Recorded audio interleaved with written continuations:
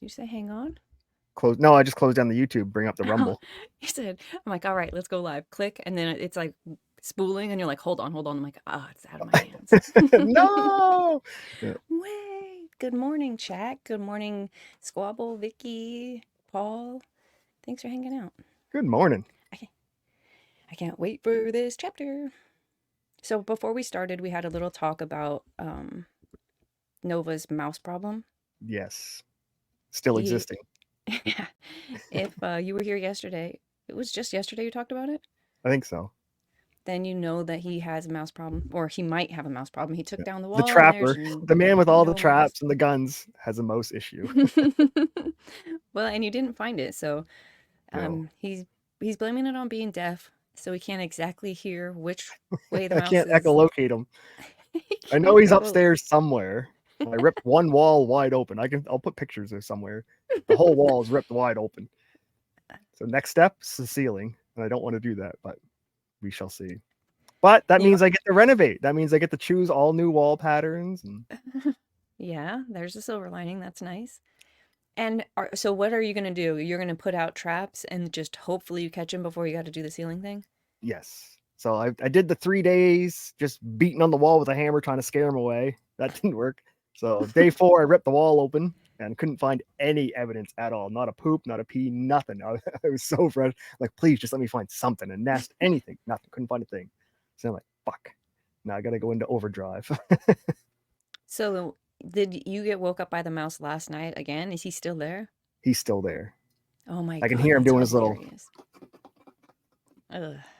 And then I Yeah, it's smash the wall and he frustrating. goes quiet for a minute and I fall back to sleep and then I wake up to him again. Hmm. Little war. Well, good luck with that. Maybe we'll Yeah. learn something today about suffering and how this mouse is going to save your Yes, I'm definitely life. suffering this week. It's a Well, good thing. I was So, also paranoid that once I ripped the wall open, there'd be like a nest of little babies in there and they all just scatter everywhere and I'd have to try and track them all down. what if But they nope, jump on you and bite your face? I can handle that. What? You're going to get rabies or something. We don't have, actually, we're lucky. Nova Scotia has zero rabies. Well, I'm pretty sure we learned in like chapter 2 that if you don't have rabies, you just have something else. It's probably worse. But it's still legal or mandatory here that your dogs get vaccinated for rabies, even though we have no raccoons, nothing has rabies in this province. I think I think that we have to get our I think that's the same here. But I'm Yeah. pretty sure it's a problem.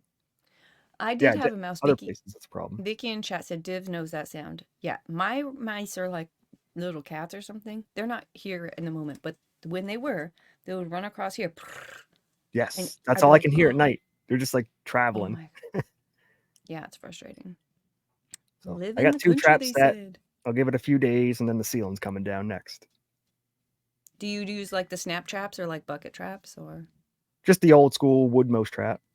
Yeah, I hate setting those because you set them and it's like, oh, you Yes, never if you sit it drop down. it too hard, it goes off. Yeah, it's so frightening.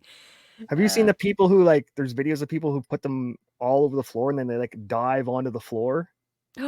no. Oh yeah, it's crazy. Or they did them on trampoline. A guy filled an entire big round trampoline with like 200 mouse traps, and then he jumps into the trampoline with no shirt on. Why? What was, Clicks, why? clicks. Snaps? That's just dumb. I mean, I suppose. People will do anything to But be before you do it, famous you're or get not even sure if attention. anyone's gonna care. And really, how No, I much think money do they're you just make? no. I think if they get like 2 people that like it, they're happy. As long as anybody pays attention. Who's not going to click a fucking trampoline full of mouse traps and some retard jumping on it? I'm going to click it. Yeah, I probably click it. But I mean, even if let's just say 2 million people click it, how He much had to money does suffer the mouse traps for 5 views. ugh, I don't know. Let's figure this out. Okay. Oh, wait, hang on. Speaking of suffering, Ricada is crying, drunk crying last night about you guys don't know how hard it is to be a streamer. You guys don't understand the life of a streamer and the things that we go through Exactly. and the Exactly. difficulties and the relationship problem. You don't understand, Yes. which is a tell because now he's in relationship problems. Oh, exactly. I just want to say, yes, this is really, really hard. All this sitting. It's so difficult. I stress out for like a day and a half before we start. I had to get a new pair of Crocs for when I do stand. I can't do it anymore. Good morning, He first was one doing chat. shots for 1,000 likes last night. Not Really? money A now. He's 1,000 doing it. He's likes? doing That's pretty shots for good. free. And then he was so drunk that he would pour his shot to do, and then he'd start talking, drink and sip his shot, and then chat would go, "You were supposed to shoot that." And he goes, "Oh yeah, right." And he pours another one because he just got hammered. Oh So no. I don't know what he said on locals. I'm not subscribed to his locals, but he was going to locals after his like 13th fucking shot. I don't know. Alyssa will have it. It's probably not going to be pretty. Yeah. I mean, you still watch. I don't know what's worse, you watching or him doing it. I At want. least I he's like the train getting wreck. drunk. You're just watching a dude do that. I like the train wreck. He's not gonna wreck. He's just He not gonna is. wreck. It's He's not gonna happen. Ethan Ralph's been sober more days than Nick Rekieta has in this year. You guys have been betting on Ethan Ralph fucking offlining himself for how long? Boy's not doing it. No, he's on the redemption arc. Nick's still going down. Nick invited himself to another man's home to get in his little tiny hot tub with him. What? He wanted to go. And Adam didn't invite. Adam Krigler was on the show. Adam did not invite him. Nick invited himself to Sweden so he could get in Adam's little hot tub with him. I mean, good morning, Puffer. Welcome to the weirdness. It's getting bad. I don't know how boys party, so that's on y'all. Not that way. That's not how. No, that's not a. That's somebody who's playing for both teams. It's hard to be a streamer. I don't know if you remember just saying that, but he's going through it, okay? He's going through it. All that money he made, the poor soul, really. Yeah. Oh, yeah. Oh, no. Oh, and Adam was calling him out directly to his face, going, what did he say? Oh, he was crying because he's got no life. He has no purpose. He needs to find something to do. Maybe do your job? No. He needs to find a new supplier for his 5,000 gifts. And that Adam guy called him out. He was like, well, why don't you stop drinking and spend all your time sourcing the gifts that you promised everybody? He's like, shut up. I need a drink. Like, just it's Okay, bad. that's a lot. Nick is a lot. So wait, what do you mean he has no purpose? I guess I would have had to watch it. He doesn't think he has a life. He's been in a midlife crisis for 4 years now. He hasn't figured it out yet. So if he was sucking last night, crying, say, I don't have a purpose. I need to find something to do with my life. I'm like, well, you got 5 kids. You could be a dad. Boring. What else? What else you got in your pocket?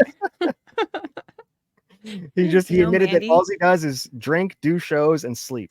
I'm like, that's probably why the wife wants some black men. Whoa, allegedly. No, the Instagram's not alleged. That's his Instagram, not hers. He wants them, if anything. Oh, and he spent 45 minutes talking about the Baldo. What about it? That he needs to get the extender rings because it's just not enough for him. Oh, and that he made Atlanta. And that he sold over 100 Baldos from his chat. Congratulations. So 100 people in Rekieta's chat have bought Baldos. 100 bitches that fuck those dudes didn't do it. 100 of them didn't. Right. There's no way everyone wants to do animal sex, simulated dog fucking. Come on, 100 people. Picking the knot. Yeah. And apparently he made $7 for each Baldo sale. Wow. That's not nothing. So that's going directly to Monty. So Monty he can almost pay his speeding ticket with that. I don't know if $700 well is worth almost pay 1 hour of his attorney for that. Well done. Almost. Is it worth your dignity though? For $700? Yeah. Would you sell sex toys? Yeah. For $700? He's a male cheerleader. He was the head male cheerleader, and he was a virgin cheerleader. Joined the team, and within 1 year became the captain. Captain, that's what they call him. Yeah. So anyways, so that's how we're gonna start the show with some suffering. That was your suffering. That was the chat suffering. I don't Nick Rekieta is a lot. Sib says he doesn't really watch him anymore because he doesn't have time, or the just the hours he wanted to not be a zombie in the morning or something. So there's your update, Paul. Now Yeah. you know exactly I what think you Alyssa's gonna have a few clips missed. from today and last night for Do you sure. think they're already up? Well, if they're already up, maybe we'll do that when we're done because I don't this know won't what take long. I I don't don't know think. what she does for work. I mean, Cynthia told us on the farms. Oh, I don't know. I don't know. Cynthia's an asshole, so who knows?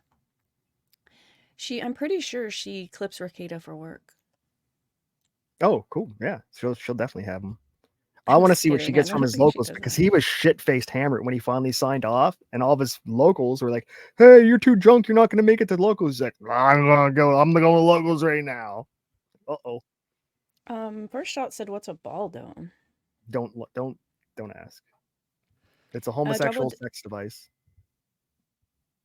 Trouble says 7 bones. How much do they sell for if he can get that kind of a cut? Like 70, $80. I think he gets What? 10%. Yeah. That's what they get. If you want to animal bang your wife, if you want to shove your balls into this torture device and then shove them in your person and try to get a ballgasm, you deserve to pay, I don't know, $200. Do you think if you hired a hooker would allow you to use a baldo on her? Or is she like, no, even Fuck that's her, too you're paying. complicated? She gets to do what you say, I'm pretty sure. I don't I know, man. think I think they have some if you standards. just bring it home to your wife, I don't think she's obligated. But a hooker? Fuck out of here. I Didn't think ask you to she's got talk. We're here standards. for the sex. No, they say no to certain things. Like, remember Pretty Woman? She wouldn't even kiss. Movies again. Real hookers do a lot of dirty shit.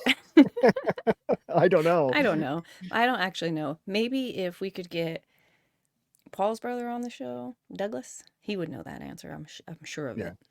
I've never paid for it. I don't pay for free things. Bottled water. Wouldn't you rather like there be like a free bottled water probably is tap water and like the one you pay for is probably like filtered. No. Yeah. If you can go Like to a if your bar bitch and is pick up giving a it away girl for for free, then free, it's probably got a lot of germs in it. no, you got to have the moves. If it was for free, guys would get laid every Oh, day. this ballgasm, I You clearly gotta live be a able to sheltered have a life. conversation. You got to be able to brush your teeth, and you got to be able to shower before you go out. Those are hard things to do for people these days. I almost want to show him what a baldo is. If you followed LawTube, you would know this because everyone on LawTube knows this. Wait, there's another one? It's probably made for erectile difficult men. Hence, Vibaldo? hence Show this Ricada. tab instead. What the hell is a Vibaldo? Oh, that's the new upgraded version. So this is like the $150 version. Okay, first, you stick your balls into this thing. They Oh no, pop out on you. you gotta pull those rubber rings way apart, then let your balls in, let it snap closed. Whoa, I hadn't seen some of this. Okay, hold on. There are where are where the testimonials? Fuck yous. Now fuck you.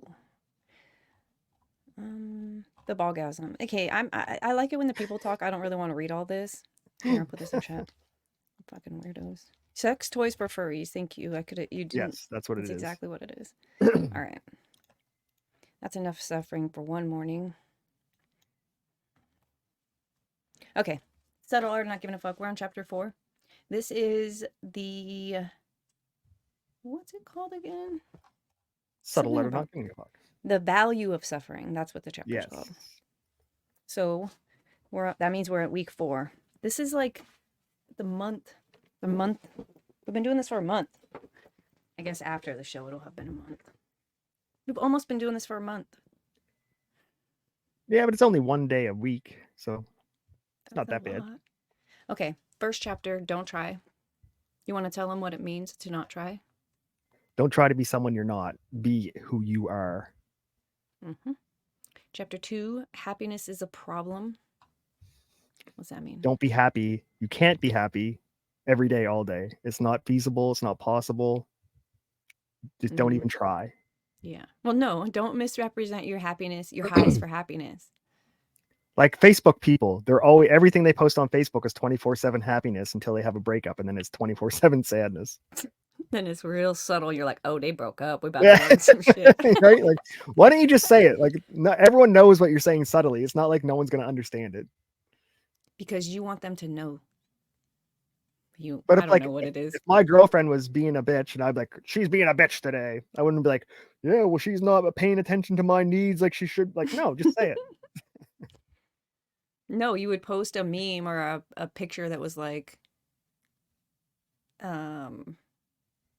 not feeling heard or something about, is there my person out there? Some shit, some passive shit about, when that's always Single how it life. starts. You're like, I uh-oh. miss the single life.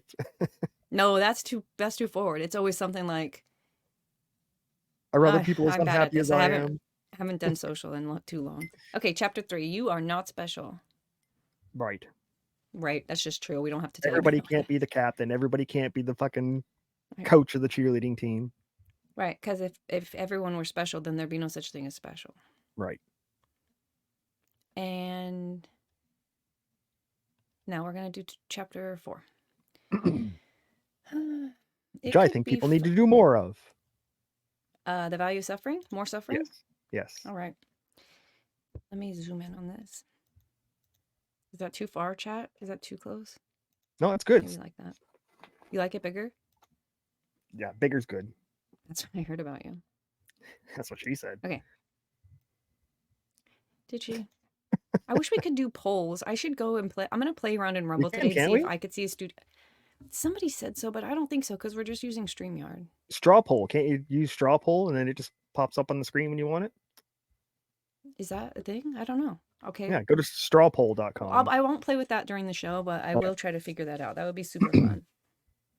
Okay, let's go chapter 4. You guys have your coffees? Everyone went potty? I got my orange juice. Okay, that's good. No scurvy for Fanova. All right. In the closing months of 1944, after almost a decade of war, the tide was turning against Japan. Their economy was floundering, their military overstretched across half of Asia, and the territories they had won throughout the Pacific were now toppling like dominoes to U.S. forces. Defeat seemed inevitable. On December 26, 1944, Second Lieutenant Hiro Onoda, does that sound right? Works for me. Hiro Onoda of the Japanese Imperial Army was deployed to the small island of Lubang in the Philippines. His orders were to slow the United States' progress as much as possible, to stand and fight at all costs, and to never surrender. Both he and his commander knew it was essentially a suicide mission. In February 1945, the Americans arrived on Lubang and took the island with overwhelming force.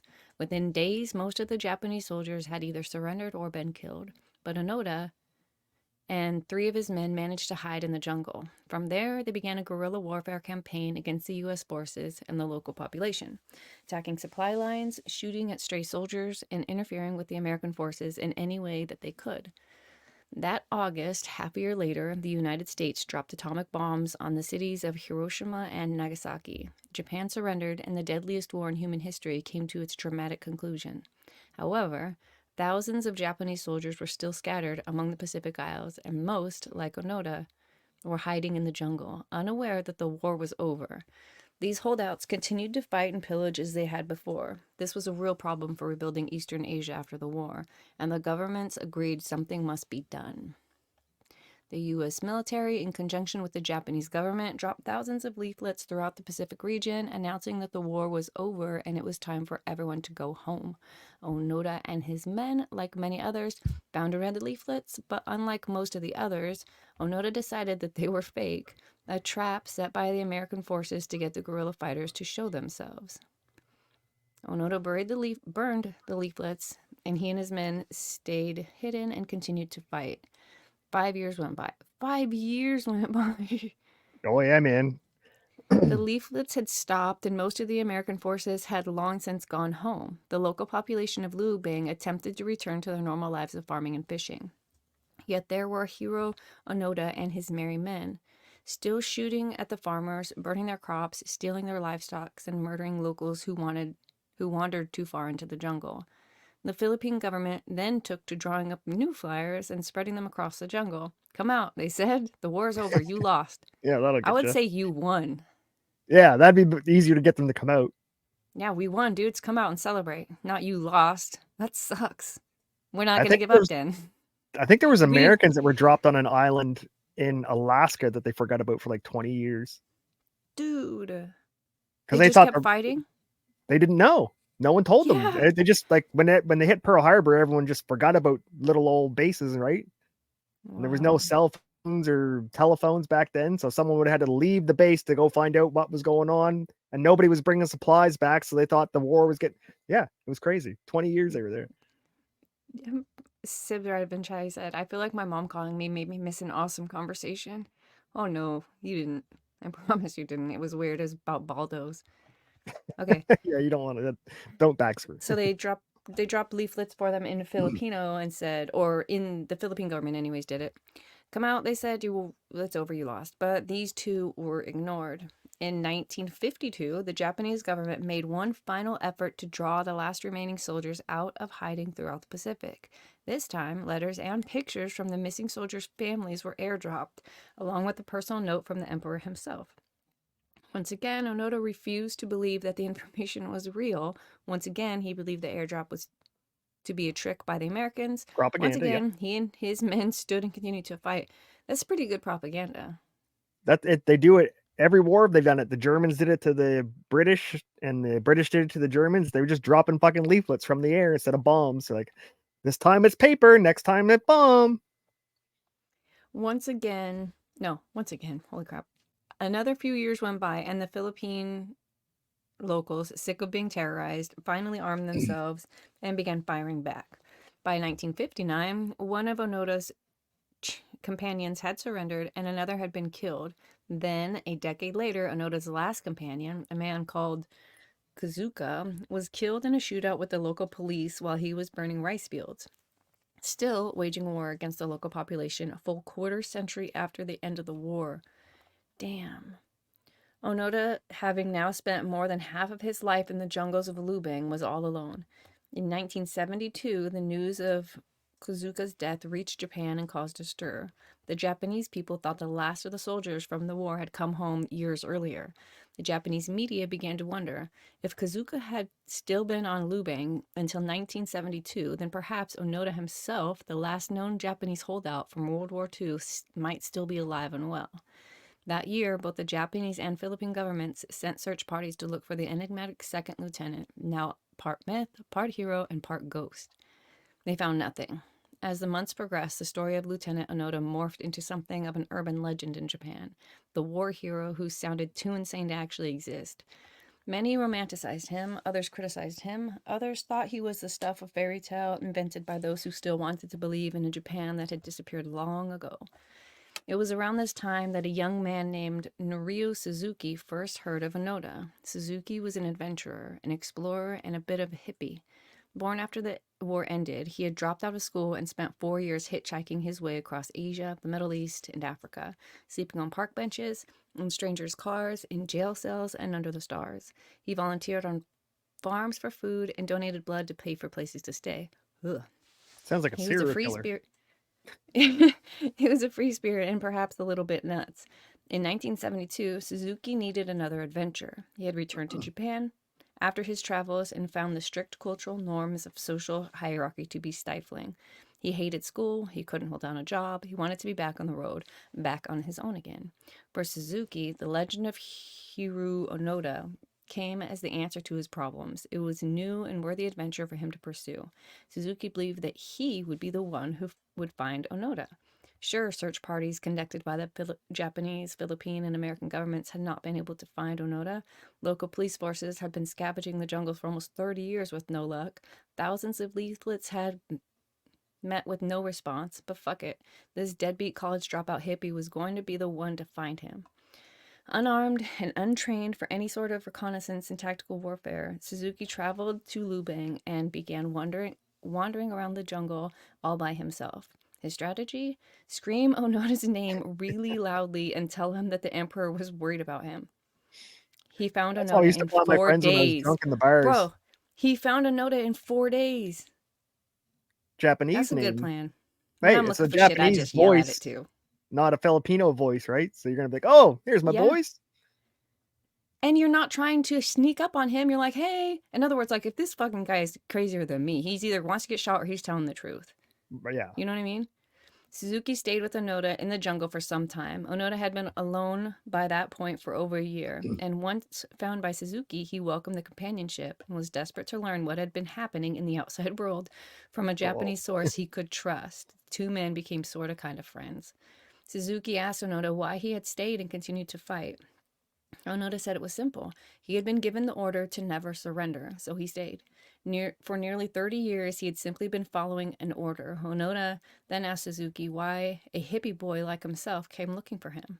Suzuki said that he'd left Japan in search of three things: Lieutenant Onoda, a panda bear, and the abominable snowman, in that order.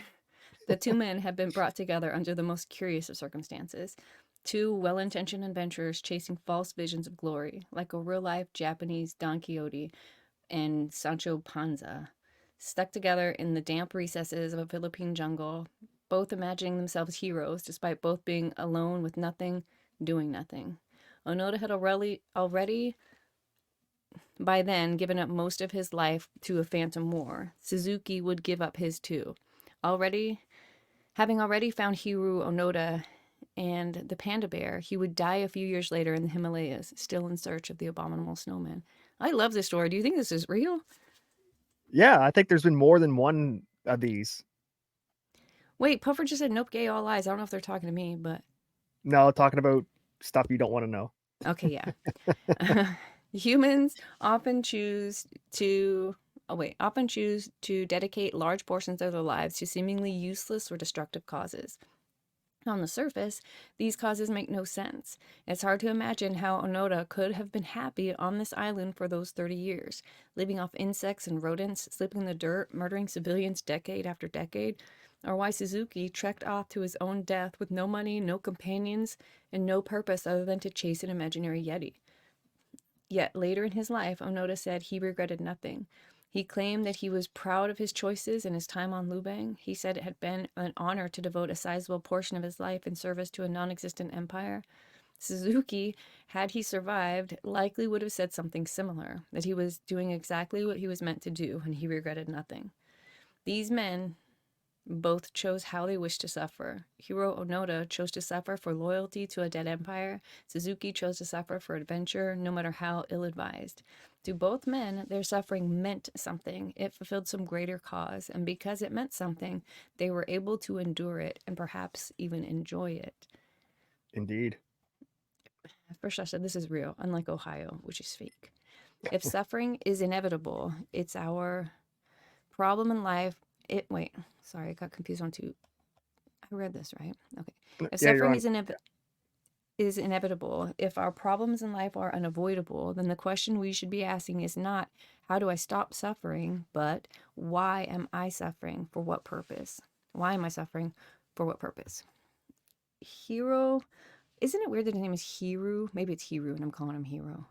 It's probably I'm like fucking that Henry up. in I'm Japanese sh- or Hank. should Hank Onoda. He sounds like a French fry now.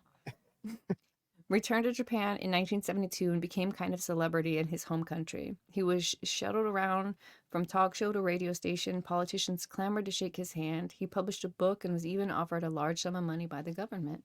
You think? Yeah.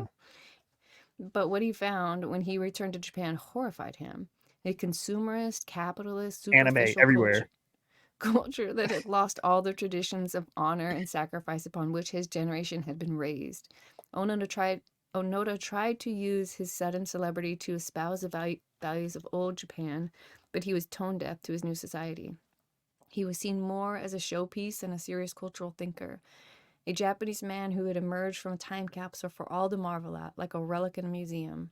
And in the irony of ironies, Onoda became far more depressed than he'd ever been in the jungle for all those years. At least in the jungle, his life had stood for something. It had meant something. That had made his suffering endurable, indeed, even a little bit desirable. But back in Japan, in what he considered to be a vacuous nation full of hippies and loose women in Western clothing, he was confronted with the unavoidable truth that his fighting had meant nothing. The Japan that he had lived and fought for no longer existed, and the weight of this realization pierced him in a way that no bullet ever had. Because his suffering had meant nothing, it suddenly became realized and true. 30 years wasted. Better off Damn, he would that's have died in sad. battle. And so in 1980, Onoda packed up and moved to Brazil, where he remained until he died. Weird. Fuck off, Japan. Why You're Brazil? because it was like a jungle, and it wasn't Japan. But he could have moved anywhere. Brazil? Hmm. That'd be the last place I'd want to move to. Morning, Sparky. Well, he speaks Japanese, so they speak Portuguese in Brazil, so he's not going to be able to communicate. I don't know. Maybe he learned about Brazil from that kid that went to find the Yeti. Suzuki. Oh yeah, I bet maybe. Suzuki told him tales of Brazil that he fucking loved and was like, I'd rather fuck Brazilian Brazilian bitches. butts and Haven't you seen a Brazilian bitch? I don't even care about the scenery. he's like, look, We've been man, in the jungle it's the for 70s 30 now. years. We're gonna take you to Carnival. Okay, the self-awareness onion. The self-awareness onion. This sounds fun. What is chat? Anything happen in chat? Does Nova have a gun safe in his mudroom? Maybe Canadians aren't that bad, right? He's really trying to be American. I was gonna put the American flag on hat, but the red hat matched the red shirt today. Dude, I was someone sent me, I think it was Vicky. She sent me like 3 different videos, and one of them was talking about like the Illuminati and their obsession with red hats, or what the symbolism for a red hat meant. And all I could think of was why was Trump doing it. I'm like, I fucking knew it. This guy. Well, I don't I think know the any. Trump Republican red hat's just because it's red and blue, not a Yeah, thing. sure. Symbolism will be their Oh, do you want to Nova, do you, don't you know? do you want to get into the whatchamacallits, the Masons, the Freemasons? Yeah, I do, but not today. But yeah, I do. I was a Freemason. I have the actual book that you Oh, guys hell can't. yeah. Do you have an apron? Yes, I have my lambskin apron. No, you're so gay. Okay, yeah. Well, for sure. You can initiate us or something one day. I can't teach you the secret handshakes or I'll I get have murdered. like a hat with the spike. What are they called? Antlers. Yeah, I'll wear that. Or whatever. I'll wear I'm my a third bunny. degree Master Mason is my technical rank. Is that how many degrees? And there's 33, so you didn't make it very far. Right. Well, whatever. I You feel have like to you have could initiate us. to become a 33rd degree Mason, you have to give the Freemasons $1 million just to apply. There's only 33 of them in the world at one time, so someone has to die before others can apply. Oh, that makes sense. Now I understand why they might kill each other. Yes. What degree? 3rd. What about you? First shot. Which degree are you? Because I would rather maybe you could initiate us. Girls can join the Freemasons, but they're not called Freemasons. What is it called once we're in? I can't remember the name now. They it's call that something the different. kitchen, bitch. Cook. But it's but your symbol's a pentagram. Oh, cool. Lone Star or Anyway. North Star or Light. There's something star. You guys are something star. The North Stars, or I can't remember. I'll figure it out. I haven't gone to a lodge meeting in like 7 years. You can just quit? Yeah. Why did you join if you're just going to quit?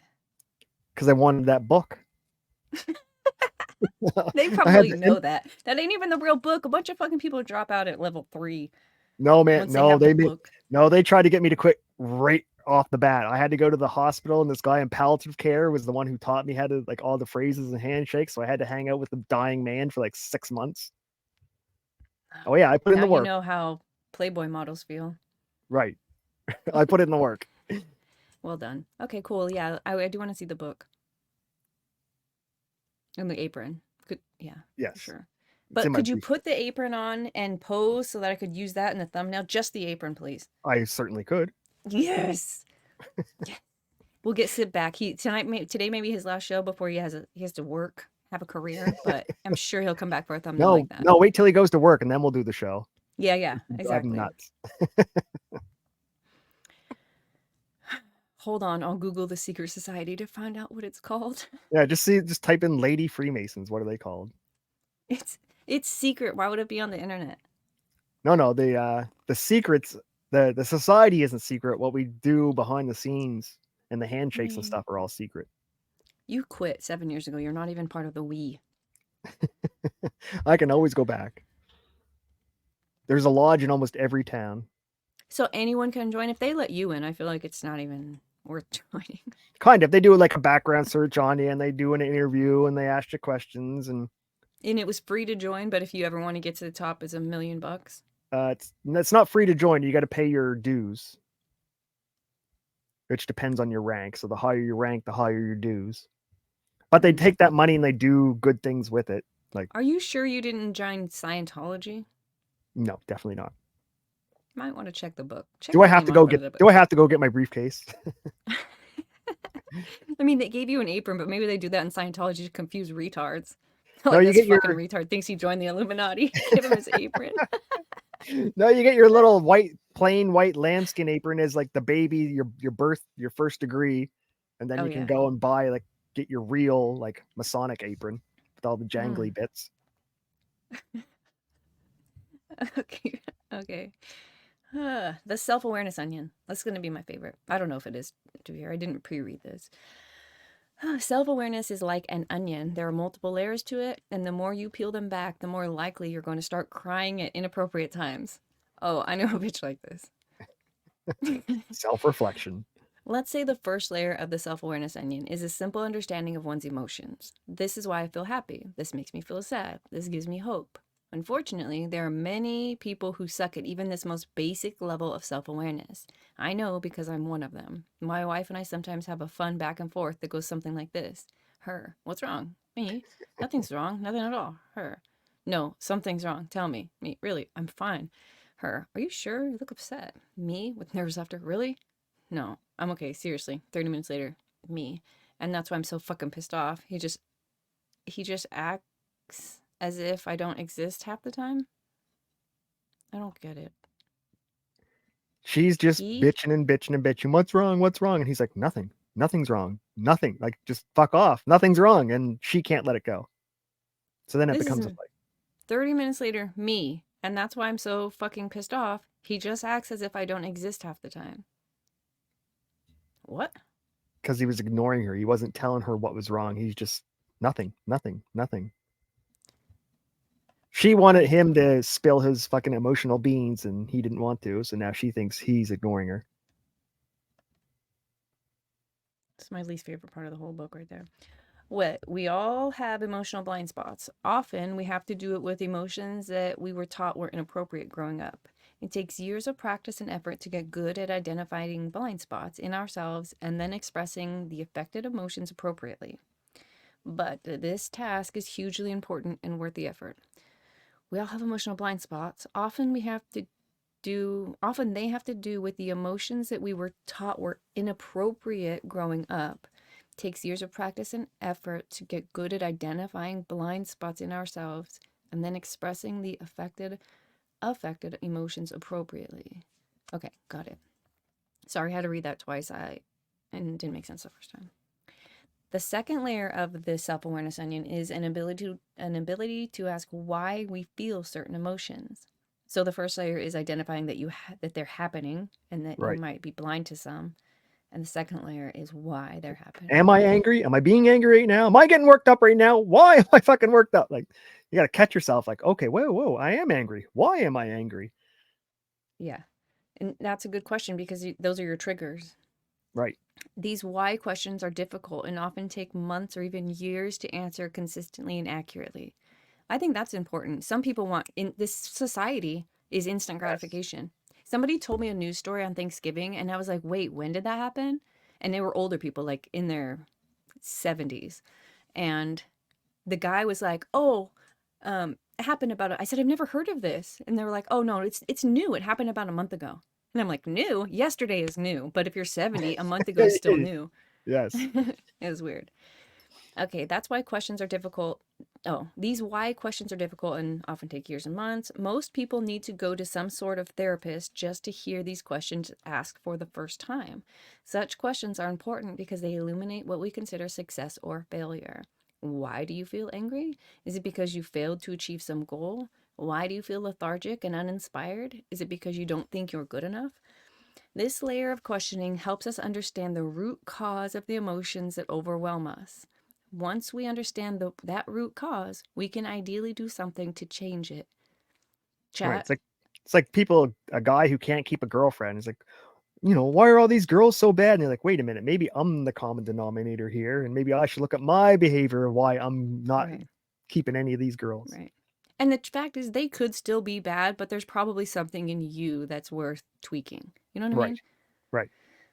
Okay. But there's another even deeper level of the self-awareness onion, and that is full of fucking tears. Oh, that one's full of fucking tears.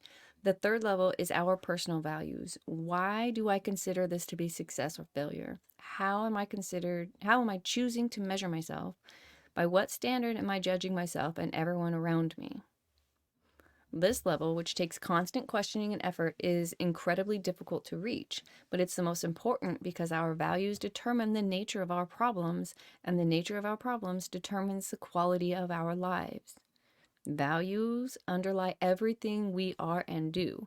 If what we value is unhelpful, if what we consider success and failure is poorly chosen, then everything based upon those values, the thoughts, the emotions, the day to day feelings, will be all out of whack.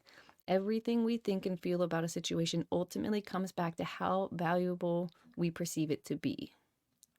Hmm. Right. Most people are horrible at answering these why questions accurately, and this prevents them from achieving a deeper knowledge of their own values. Sure, they may say they value honesty and a true friend, but then they turn around and lie about you behind your back and make themselves feel better. People may perceive that they feel lonely, but when they ask themselves why they feel lonely, they tend to come up with a way to blame others. Everyone else is mean, or no one is cool or smart enough to understand them, and thus they further avoid their problems instead of seeking to solve it. For many people, this passes as self-awareness, and yet if they were able to go deeper and look at their underlying values, they would see that their original analysis was based on avoiding responsibility for their own problems rather than or accurately identify word just kind of bit me. Accurately identifying the problem. They would see that their decisions were based on chasing highs, not generating true happiness. Last Exactly. chapter. Mhm. Most self-help gurus ignore this deeper level of self-awareness as well. They take people who are miserable because they want to be rich and then give them all sorts of advice on how to make more money, all the while ignoring important value-based questions. Why do you feel such a need to be rich in the first place? How are you choosing to measure success and failure for themselves? How are they? It is not perhaps it is it not perhaps some particular value that's the root cause of their unhappiness and not the fact that they don't drive a Bentley yet? Much of the advice out there operates at a shallow level of simply trying to make people feel good in the short term, while the real long-term problems never get solved. People's perceptions and feelings may change, but the underlying values and the metrics by which those values are assessed stay the same. This is not real progress. This is just another way to achieve more highs. It's like This is shopping why, online when you're sad. well, I say this a lot about people like I've said it recently that they're like leftists in their blood. I've said it about you. Yep. Like that's I used to because be. it's because to me, you might have new feelings, but your core value system is structured like a leftist. And that's why to me, my opinion, you default that way, which Yes. it makes sense to me, but And I it's can't argue it. frustrating. Sometimes it's frustrating because I'm like, but I mean, I'm sure opposite way. If you I talk was to me, raised by liberal leaning people, and my whole schooling was all liberal leaning, left leaning people. And just ingrained. I had to mhm. retrain myself. And it happens by identifying you had a feeling, asking why you had that feeling, and then where does the feeling come from or whatever. Like Right. that's the work that people don't want to do. The No. sitting with themselves. People don't like themselves. Now imagine having to have a whole ass lesson with yourself. Oh, Because fucking in hate our that. minds we have all this stuff going on, and then we have these little boxes of stuff. We fucking close the boxes, taped it up, and shoved it in the back of our fucking minds. Hopefully we never have to open that box again. But that box is always there. So whether you deal with it or not, it's better to deal with it than Yeah. to just leave it back there, festering, rotting, making the rest of the house stink. Like maybe there's a sandwich in that fucking box. You don't know. Open it and deal with it. Yeah, or maybe it's something Like rotten buying that's an going to air get freshener maggots is all not over going to the fix it. place. Either way, just do the work to clean that shit out and get it done and then be done with it. Yeah, you get to deal with it, and you get the reward of completing something. Hmm. Well, we learned that dopamine is released during the act and not in the finishing. So like the Right. whole process of cleaning out the boxes is rewarding. Acknowledging that you have boxes is a fucking good Yeah. first step. Yeah. Does And you don't have Nova to know do all your Castro's son boxes, you just do one personally? at a time. Do you know Trudeau? Have you met I him? know him. You know him? I got close enough Yeah. to slap him one day. Yeah, really. I should have. Were you in your Mason apron, naked? No, I was in that plaid jacket you saw, got the picture of me in 2 thumbnails. That was the day I was at the Trudeau fucking town hall, Oh, wow. That's cool. and we heckled the I shit do. out of him. You did? Did they kick you out? Not me. They kicked another woman out who wanted to hang him. Another woman besides you? Why'd you say it like that? Oh, my Lanta. Okay, let's go. Let's go. Yes, yes. Honest self-questioning is difficult. Indeed. It requires asking yourself simple questions that are uncomfortable to answer. In fact, in my experience, the more uncomfortable the answer, the more likely it is to be true. Take a moment and think of something that's really bugging you. Now ask yourself why it bugs you. Chances are the answer will involve a failure of some sort. Then take that failure and ask why it seems true to you. What if the failure wasn't really a failure? What if you've been looking at it the wrong way? Should we do that experiment? Take a moment and think of something that's really bugging you. Do you have anything that's Yeah, really bugging chat. you? A mouse. Chat. Why do I bug you, chat? Is it me or is it you guys can't handle what I put out? Okay, so chat, I'm putting it on you. Something that's really bugging you is Nova. Ask yourself why it bugs you, because he's Canadian. Chances are the answer will involve a failure sort. Yeah, Canada's a failure. Then take that failure and ask why it seems true. I think it's objectively true that Canada sucks. What if that failure wasn't really a failure and you've been looking at it the wrong way? I don't know how to solve this.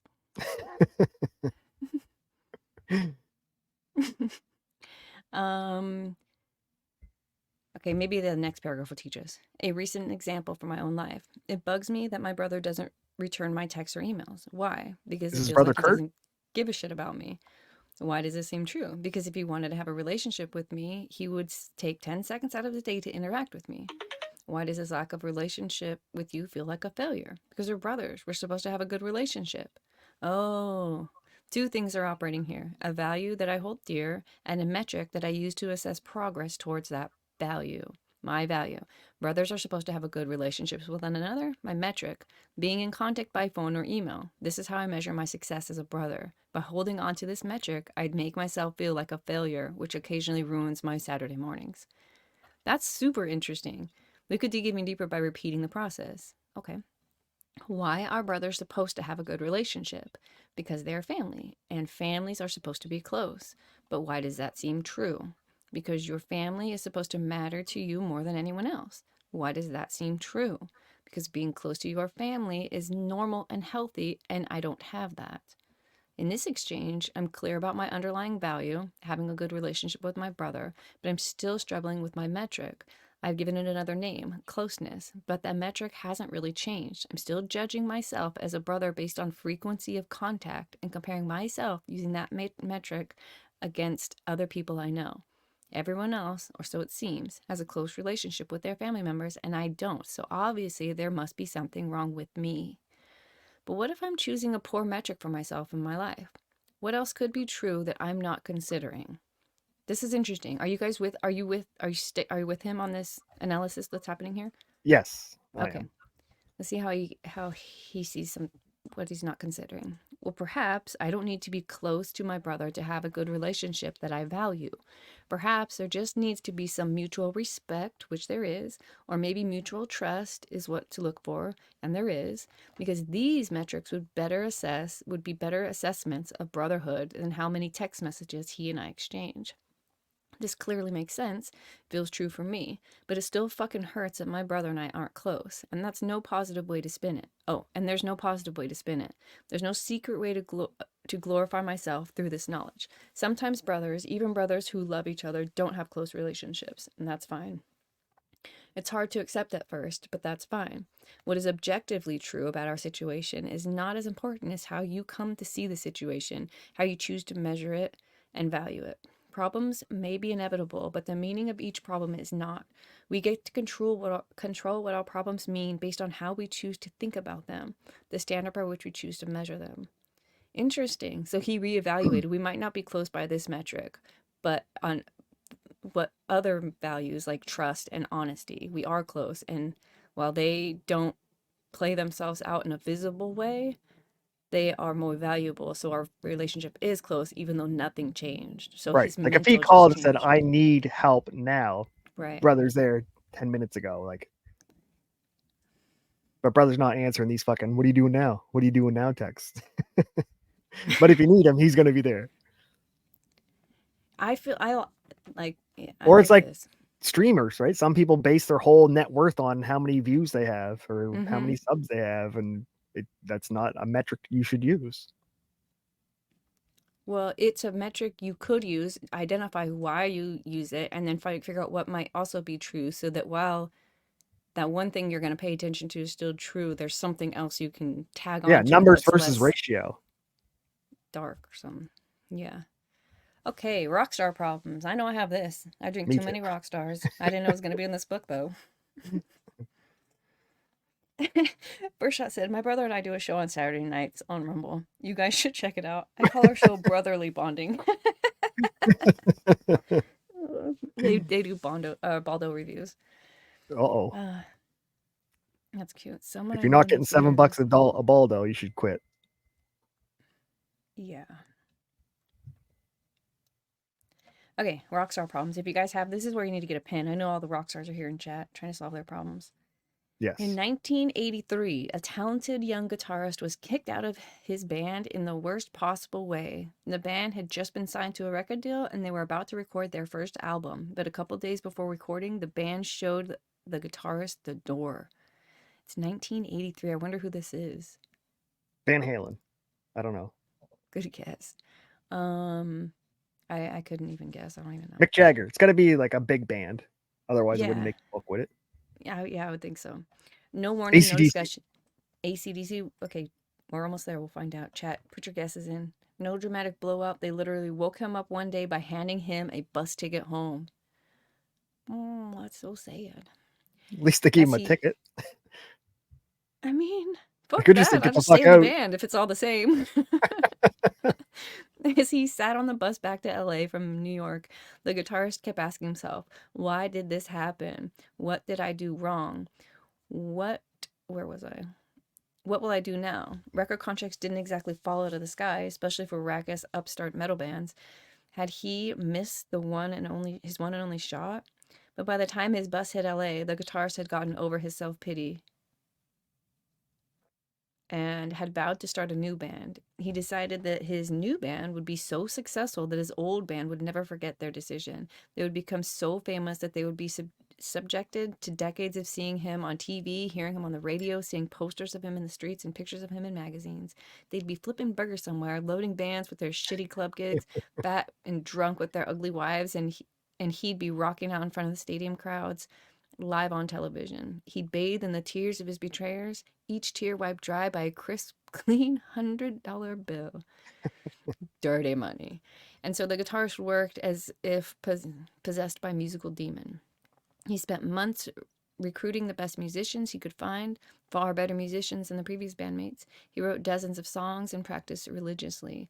His seething anger fueled his ambition. Revenge became his muse. Within a couple years, his new band had signed a record deal of their own, and a year after that, their first record would go gold. The guitarist's name was Dave Mustaine, and I Oh, don't know who that Megadeth. is.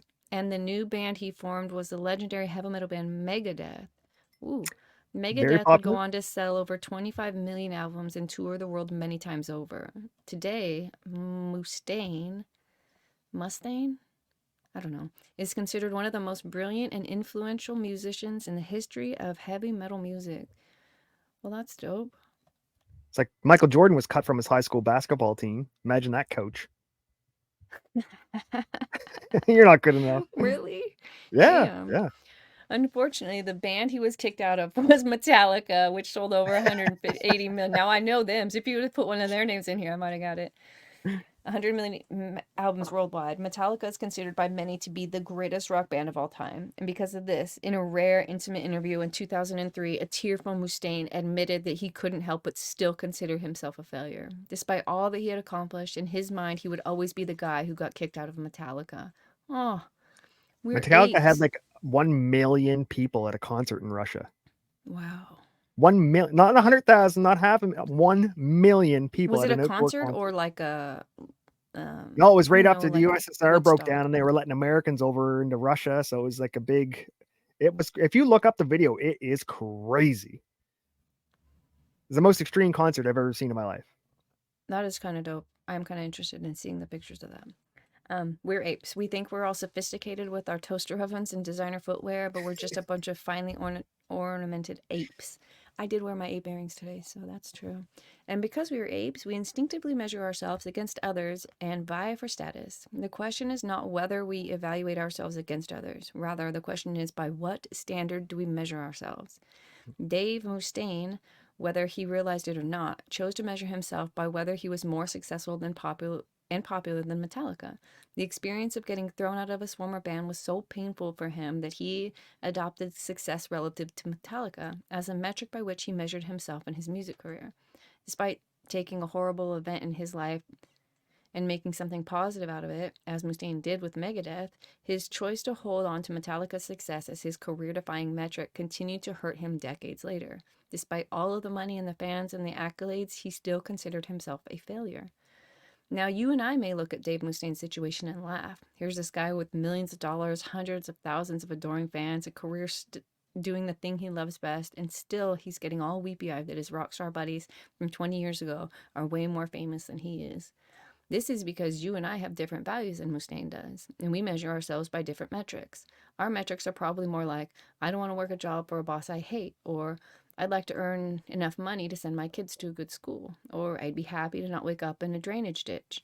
And by these metrics, Mustaine is widely, unimaginably successful. But by his metrics, be more popular and successful than Metallica, he's a failure.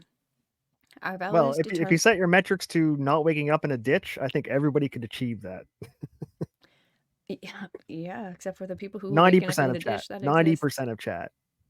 90% of chat. They got their Obama phones and they're in the ditch just fucking hating you today. Our values determine the metrics by which we measure ourselves and everyone else. Onoda's value of loyalty to the Japanese Empire is what sustained him on Lubang for almost 30 years. By the same value, but the same value is also what made him miserable upon his return to Japan.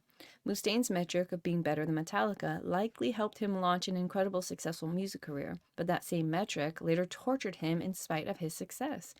If you want to change how you see your problems, you have to change what you value and or how you measure failure and success.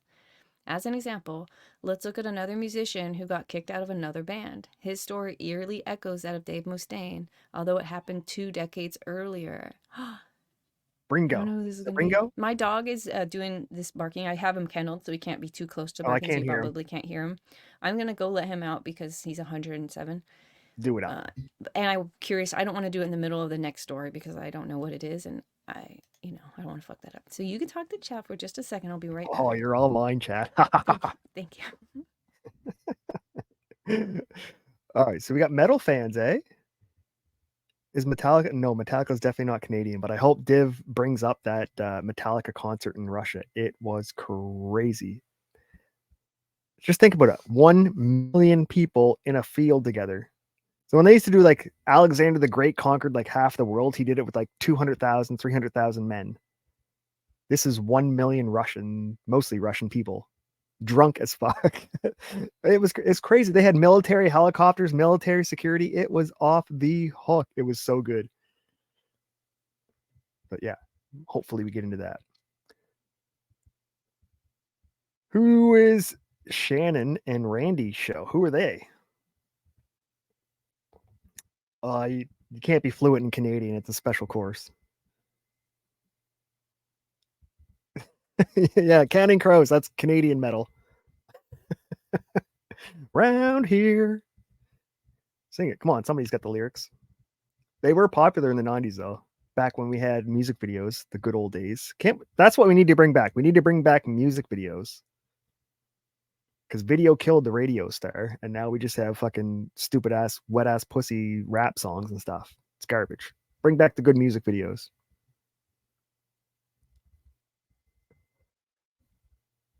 What's going on?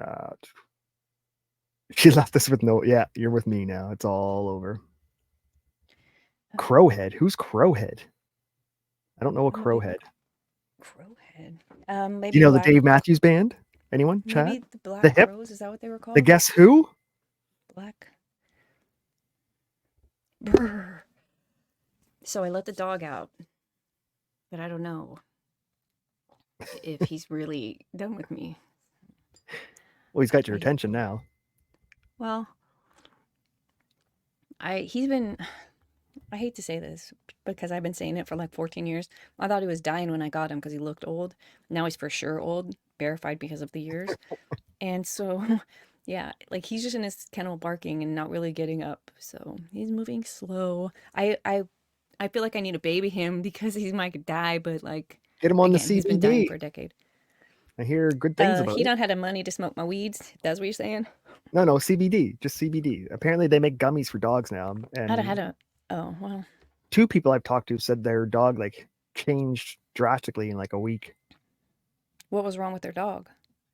Old, lethargic, sore joints. My dog doesn't like to be high. The little dog, he hates to be high. So if it's gonna give him some kind of well, I wouldn't dose them the same. I'd find out like the appropriate dosage. Listen, he's 4 pounds. He gets what he gets. He's like licked up butter that's fallen on the can of butter that's on the ground. It's like giving a midget a quart of rum. Yeah. The whole it's he can't even stand right. He just sit there like this, just swaying back and forth. Like, oh my. You owe me $20 for that, boy. Anyway, so that's I'm gonna probably baby him forever.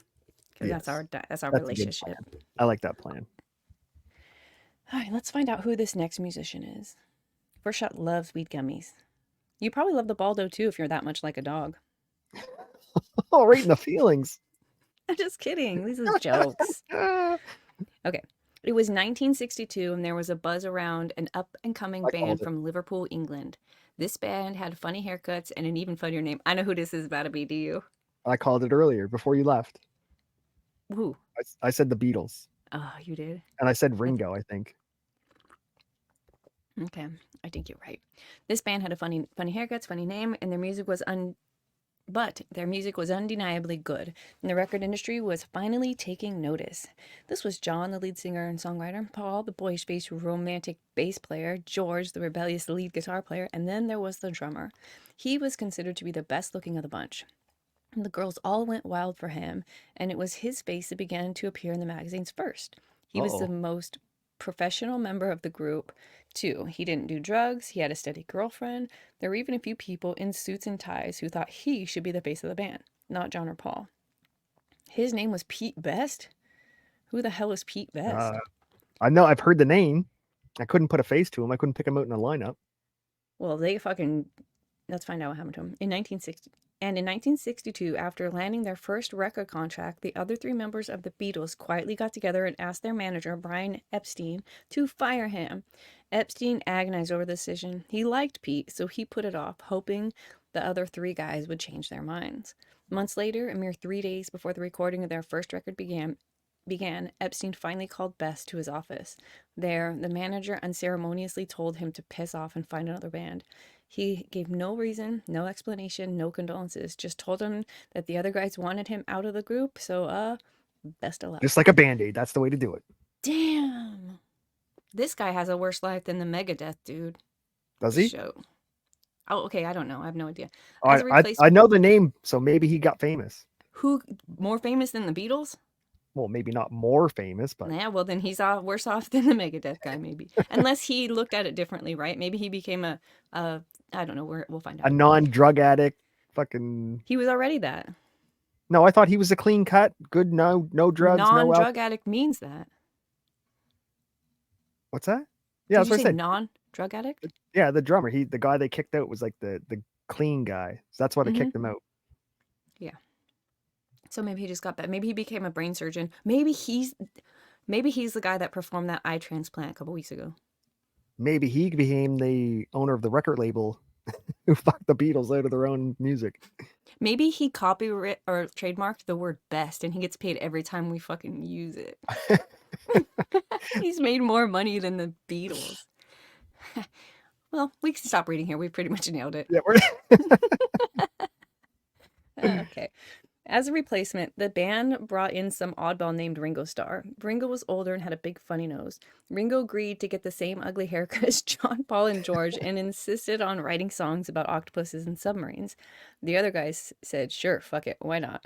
Within 6 months of Best firing, Beatlemania had erupted, making John, Paul, George, and Ringo arguably four of the most famous faces in the entire planet. I love that he did this. They kicked him out because he was better looking than the other ones. Yeah. He wanted to be the face and they didn't want that. Here's the lead singers hate not having their face. The four most famous faces on the entire planet. That feels weird. Probably not. Oh, maybe back then. Meanwhile, Best understandably fell into a deep depression and spent a lot of time doing what an Englishman will do if you give him reason to drink. Yes. Oh, give him reason to drink. The rest of the 60s were not kind to Pete Best. By 1965, he had sued two of the Beatles for slander, and all of his other musical projects had failed horribly. In 68, he attempted suicide, only to be talked out of it by his mother. He even did he attempt it, or did he attempt it, or did his mother talk him out of it? Well, if he has like a knife here, that's an attempt.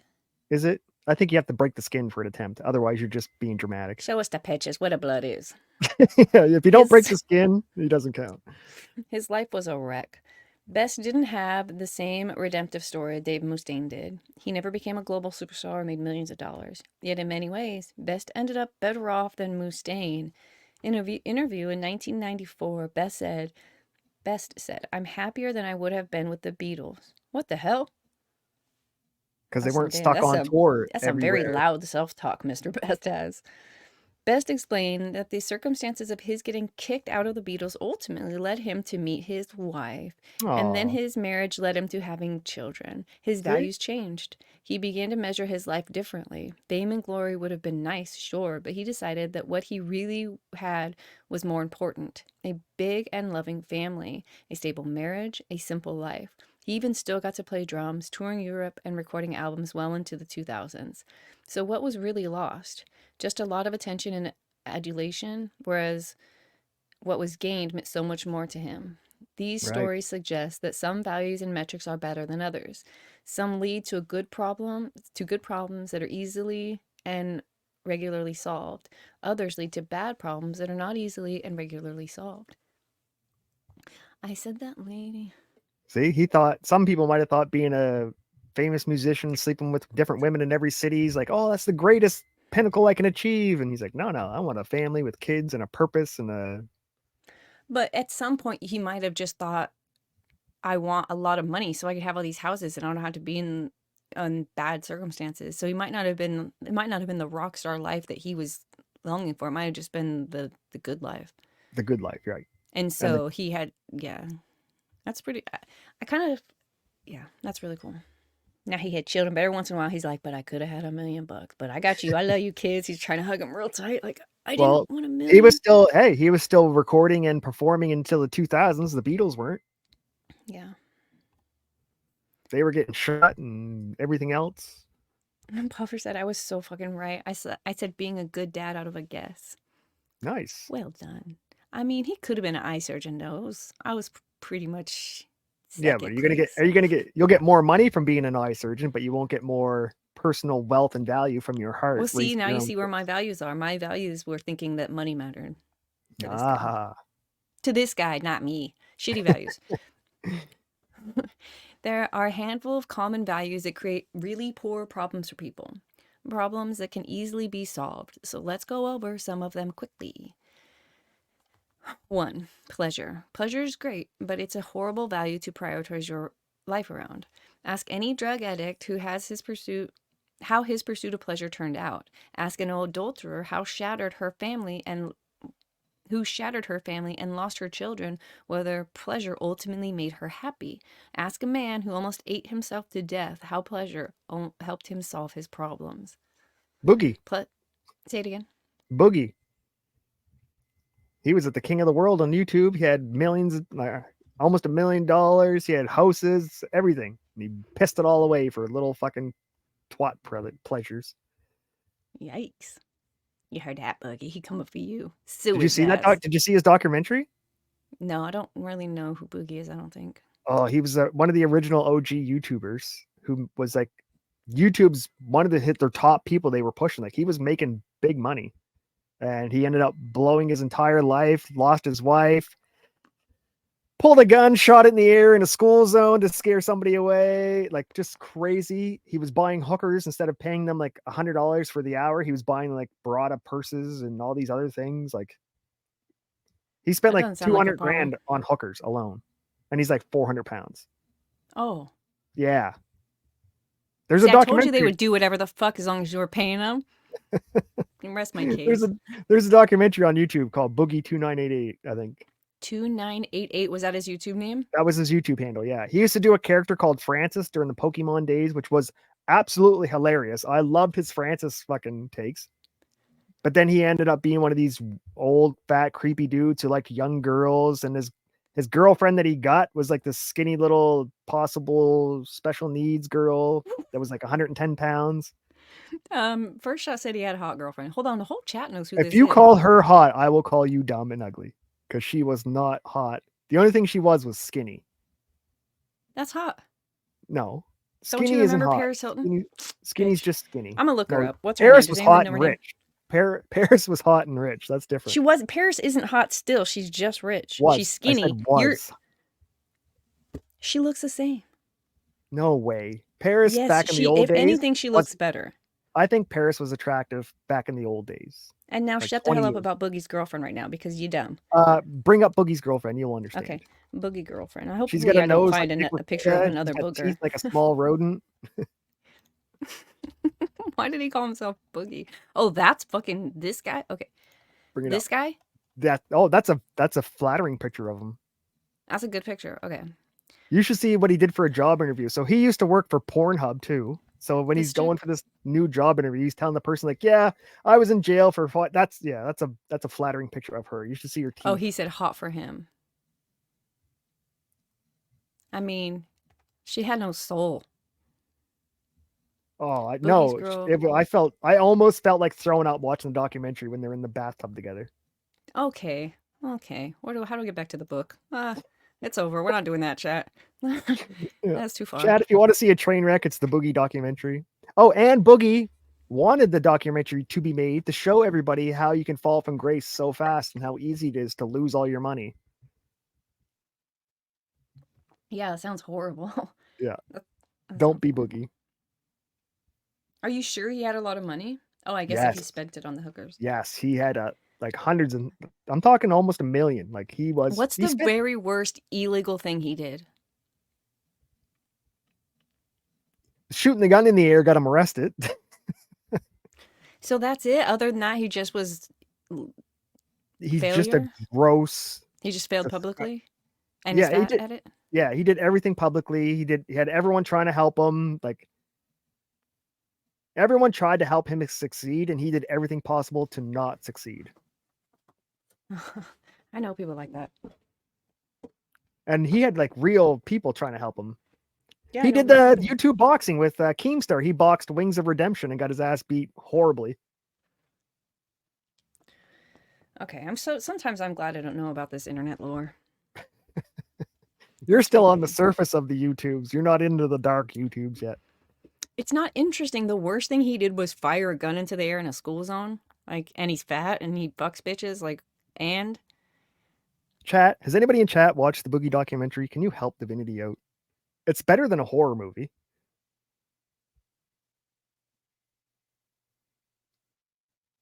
No. Okay, let's keep going. Pleasure is a false god. Research shows that people who focus their energy on superficial pleasures end up more anxious, more emotionally unstable, and more depressed. Pleasure is the most superficial form of life satisfaction and therefore the easiest to obtain and the easiest to lose. And yet, pleasure is what's marketed to us 24/7. It's what we fixate on, it's what we use to numb and distract ourselves. But pleasure, while necessary in life in certain doses, isn't by itself sufficient. Pleasure is not the cause of happiness. Rather, it is the effect. If you get the other stuff right, the other values and metrics, and then pleasure will naturally occur as a byproduct. Okay. You get your endorphins or your dopamine from doing the work, not from the reward. Yeah, it should, yeah. Do you ever crave Pleasure. something like a food or a treat that you haven't had in a long time? Yeah. And you're craving it and you're like, oh, I got to get me one of those. And you're finally like, yeah, fuck it. I'm going to go to town. I'm going to get me one of the fucking things. And you're so happy the whole time knowing that that's what's going to be there when you get there. But once you get it, you eat it like, oh, that was nice. But the whole time you're way happier going to get it.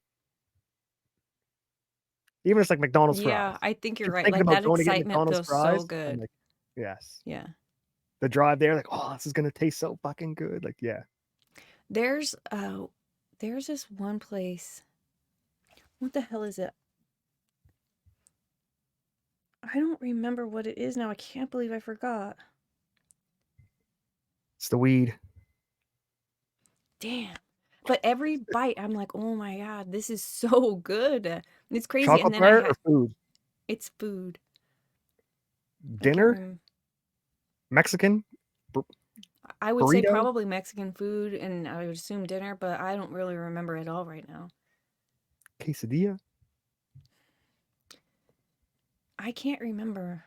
I can't remember exactly what it was. It'll show back up in my brain somewhere. Yeah, as soon as we turn it off live, it'll pop into your mind. I hope it does because I want to have it again. But I had it and I was like, oh my God, every bite was so good. And then I waited, whatever, I had it again, however long later, a month or a couple weeks. And I remembered how fucking good it was. And I took the first bite. I was like, oh my God, it's so good. I couldn't believe that it was so good twice. That's impressive.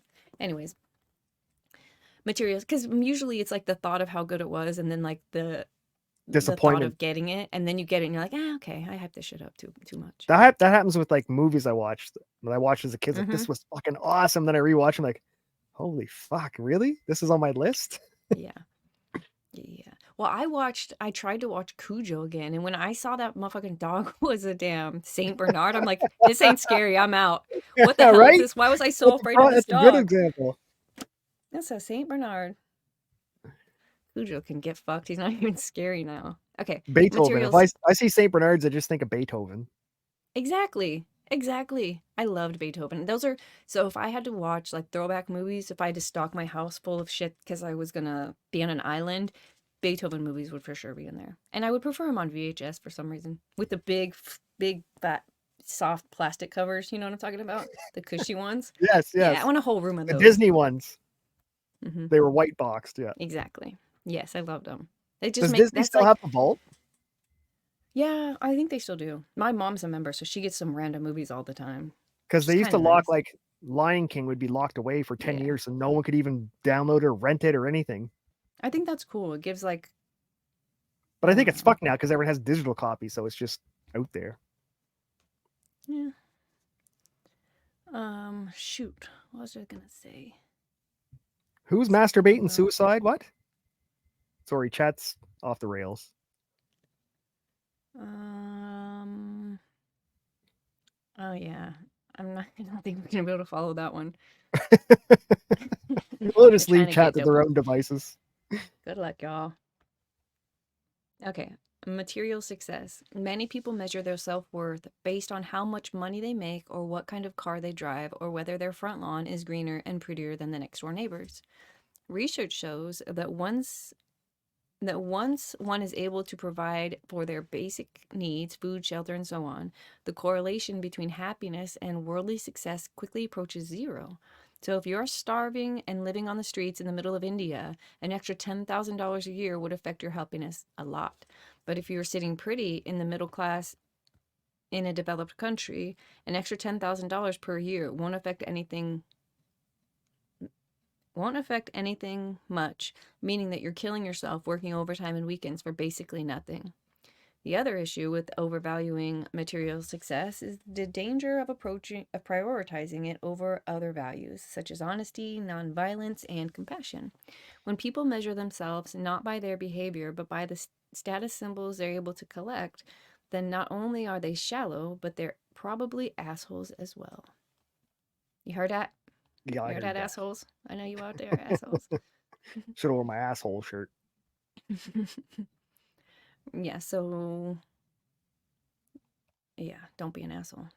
No, that was number 2. Number 3, always being right. Our brains are inefficient machines. We consistently make poor assumptions, misjudge probabilities, misremember facts, give into cognitive biases, and make decisions based on our emotional whims. As humans, we're wrong pretty much constantly. So if your metric for life is to be right, well, you're going to have a difficult time rationalizing all the bullshit to yourself. Yeah. Exactly. The the biggest thing anybody can do right now is realize that they don't know everything. Big shock. And then when they're wrong, it won't hurt so damn bad. You just be like, "Huh, fuck, I don't know everything." Yeah, And it you won't didn't like be such an lose. ego hit to be wrong. People hate to be wrong. Yeah, people take being wrong as like they lost the game of truth, but you just learned something new. Yeah, imagine, yeah. You learn something. I just can't imagine thinking that you know everything and you can't be wrong. I think I know everything, And you're wrong all the time. and I You am like wrong being all wrong. the You got a time, and I problem get with liking corrected, being wrong. and I learn something new. Yeah, I'm weird. Too many head injuries. They made that number 2 for a reason. Don't be an asshole is number 2. Good catch, Puffer. The fact is, people who base their self worth on being right about everything prevent themselves from learning from their mistakes. They lack the ability to take on new perspectives and empathize with others. They close themselves off to new and important information. It's far more helpful to assume that you're ignorant and don't know a whole lot. This keeps you unattached to superstitious or poorly informed beliefs and promotes a constant state of learning and growth. It's far more helpful to assume that you're ignorant and don't know a whole lot. That's true, because there's a whole lot to know. This Right. keeps you unattached to superstitious or poorly informed beliefs. Okay, superstitions is what I said the first time. Superstitious or poorly informed beliefs and promotes a constant state of learning and growth. Hello, Right. that's wonderful. Like when I was a big left-leaning person, I was always arguing because I was right 100% of the time in the arguments that I picked online, and then I kept losing to facts, logic, and statistics to all these people on the right. God So I'm like, damn. "Fuck, am I wrong? How am I this wrong?" So that's when I had to do the reevaluate, peel some onions back. Right. And I think some people, instead of doing that, they're like, okay, block, hate, block, Yes, report. I don't want to They're block like, people. I don't want to block people. I want to win the argument. yes. Number 4, staying positive. Then there are those who measure their lives by the ability to be positive about, well, pretty much everything. Lost your job? Great. That's an opportunity to explore your passions. Husband cheated on you with your sister? Well, at least you're learning that what you really mean to the people around you. Child dying of throat cancer? At least you don't have to pay for college anymore. Whew. Well, there is something to be said for staying on the sunny side of life. The truth is, sometimes life sucks, and the healthiest thing you can do is admit it. Denying negative emotions leads to experiencing deeper and more prolonged negative emotions and to emotional dysfunction. Constant positivity is a form of avoidance, not a valid solution to life's problems. Problems which, by the way, if you're choosing the right values and metrics, should be invigorating you and motivating you. Exactly. Life's a This roller is coaster, like not a train ride. magic. This is how to turn your every this book is magic.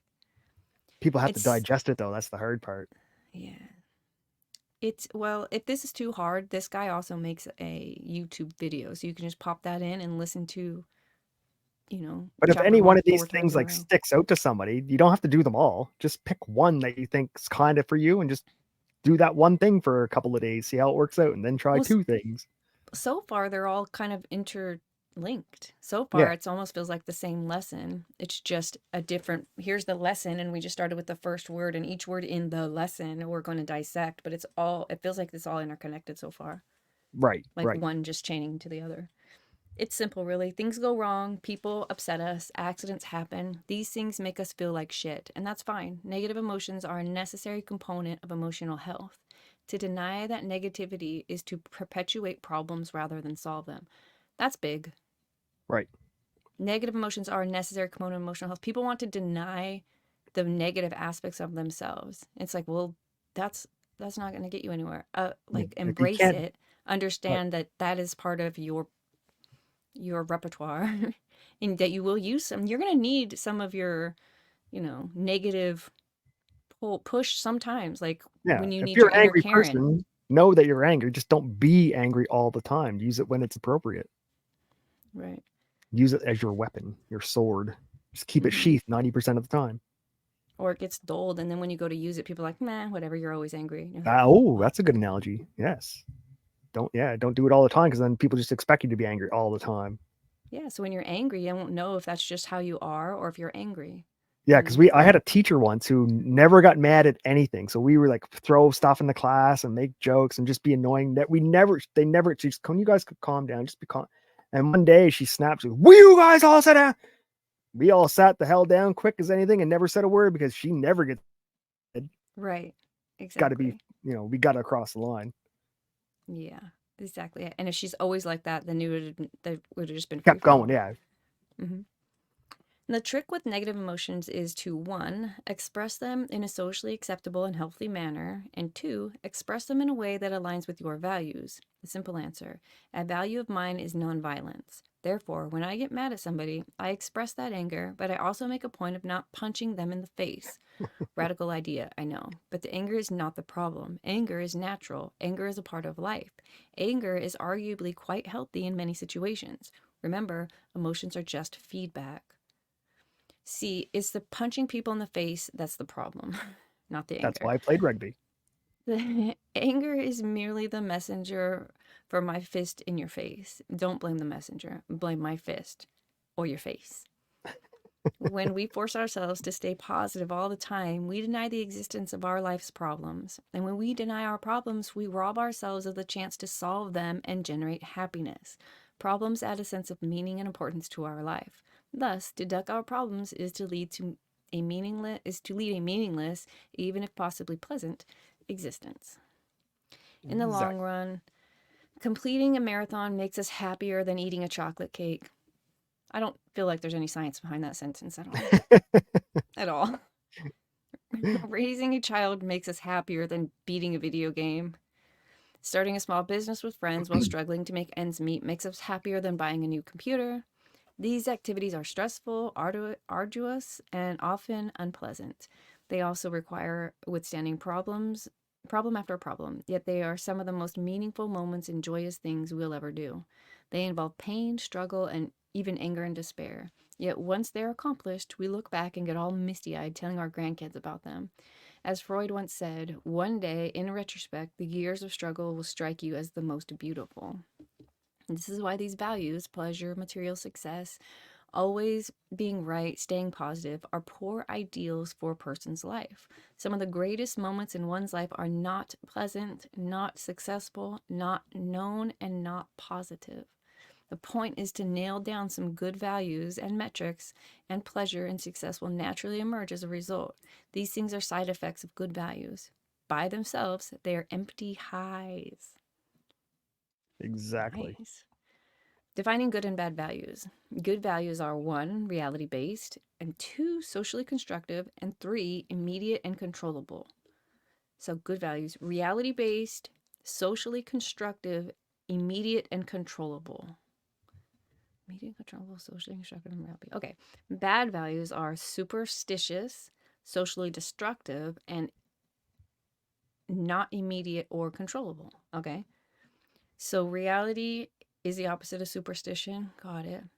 Socially destructive versus constructive, and immediate Don't and burn your bridges. controllable. I take that Easy. as Well, socially you don't know. destructive. I would say is burning bridges, or you can pick a fight Okay, and you're be fair. constructive and not burn the bridge. Okay.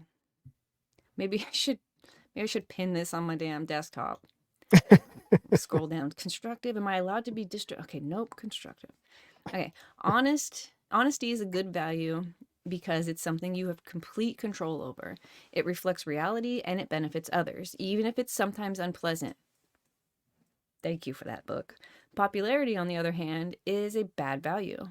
If that's your value, and if your metric is being the most popular guy or girl at the dance party, much of what happens will be out of your control. You don't know who else will be at this event, and you probably won't know half of the people are. Second, the value of metric isn't based on reality. You may feel popular or unpopular, when in fact you have no fucking clue what anybody else really thinks about you. Side note. As a rule, people who are terrified of what others think about them are actually terrified of all the shitty things they think about themselves being reflected back at them. Some Exactly. examples. They're going to Yeah, see the real me. yeah. Some examples of good, healthy values: honesty, innovation, vulnerability, standing up for oneself, standing up for others, respect, curiosity, charity, humility, and creativity. Okay. Some examples of bad, unhealthy values: dominance through manipulation or violence, indiscriminate fucking, feeling good all the time, always being the center of attention, not being alone, being liked by everyone, being rich for the sake of being rich, sacrificing small animals to the pagan gods. Okay. Wow. Wow. I'd Some of those kill we a few do. animals in my day. Trappers don't. I wasn't There's a. sacrificing them, I was eating them. Is that better? Yes, definitely. Yeah, I'm just joking. Oh, so dominance through manipulation, violence, indiscriminate fucking, feeling good, always being the center of attention, not being alone, being liked, being rich for the sake of money, and sacrificing small animals to pagan gods. Those are bad values, y'all. If you need to Right. write them down, I would suggest. If you Screenshot can't win an this. argument without hitting something or hitting the wall, you're the fucking problem. Yeah.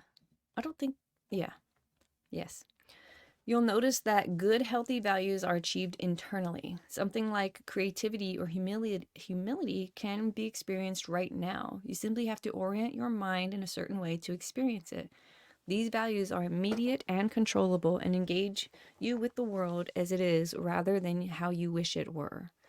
Bad values are generally reliant on external events: flying a private jet, being told you're right all the time, owning a house in the Bahamas, eating a cannoli while getting blown by 3 strippers. Bad values, while sometimes fun or pleasurable, lie outside of your control and often require socially destructive or superstitious means to achieve. I think when they say this word, it messes me up. Superstitious? Yeah, I feel like I don't, it doesn't help me paint a picture, I guess. Superstitious would be like, that happened to me because of karma, or because of it's a Tuesday with a full moon, or I saw a black cat yesterday. That's why my car crashed, or that's why fucking my relationship broke up. I broke a Mm. mirror. Mercury retrograde, you mean that's superstition? That's real.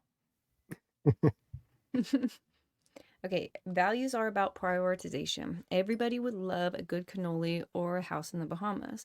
The question is your priorities. When you value, well, no, what are the values that you prioritize above everything else and that therefore influence your decision making more than anything else? Hiru Onoda's highest value was complete loyalty and service to the Japanese Empire. This value, in case you couldn't tell from reading about him, stank worse than a rotten sushi roll. It created really shitty problems for Hiru. Namely, he got stuck on a remote island where he lived off bugs and worms for 30 years.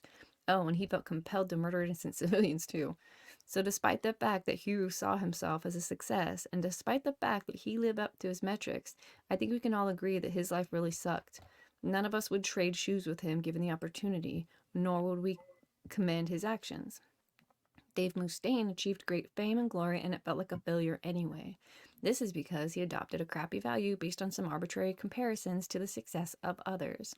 This value gave him awful problems, such as, I need to sell 150 million more records, then everything will be great, and my next tour needs to be nothing but stadiums. Problems he thought he needed to solve in order to be happy. It's no surprise that he wasn't. On the contrary, Pete Best pulled the switcheroo.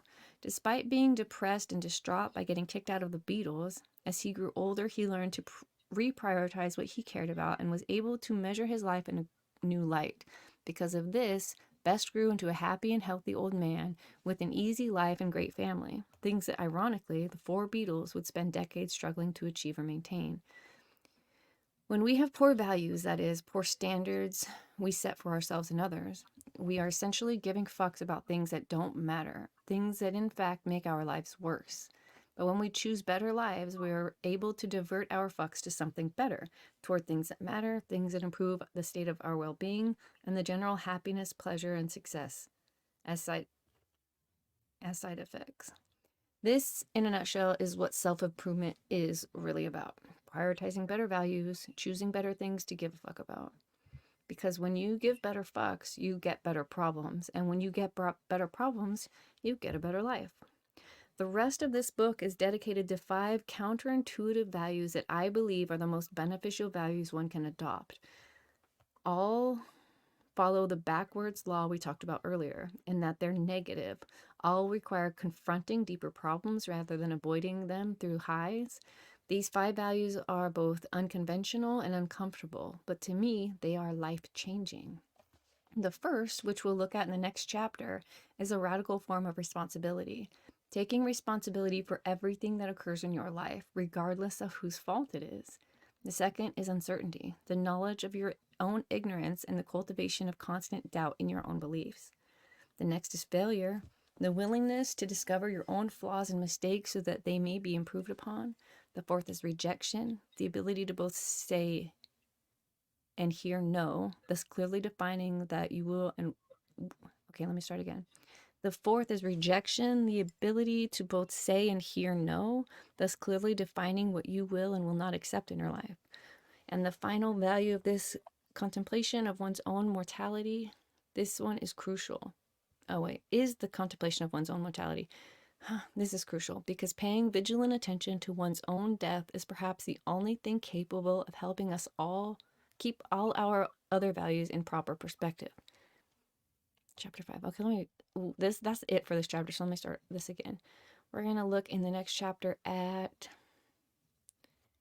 radical form of responsibility, taking responsibility for everything, uncertainty in our ignorance, willingness to fail, make mistakes, and suffering rejection, and understanding our own mortality. I like this. Right. Nice. You are always choosing. Things like That's gonna be. if you get a splinter in your hand and your finger or something, yeah, it's gonna hurt to take it out, but it's better to take it out now than leave it in there for weeks. Yeah. Dun-dun-dun. What do you think, you guys? What do you think about chapter 4? I liked it. Yeah. It's not. I guess it's not exactly what I thought the suffering chapter would be, but it was good. Shitty values. I didn't know that that's how it was going to be, like a values talk. Yeah, it's how you measure yourself. Mm-hmm. We learned so many stories. We learned the guy from Japan story, the Megadeth Metallica story, and the Miss Pete Best from Beatles. Learned so many stories today. Oh yeah, we were gonna look up the Russian 1 million concert picture. I forgot all about it. Kind of remembered. All right, let's see. The list of the most attended concerts. That's cool. Moscow. What the fuck? Like, how do you even sell 1 million tickets? Do you just keep selling tickets as long as people are buying them? Like, how do you know your seating? Let's see if this will show us. Yeah, 91.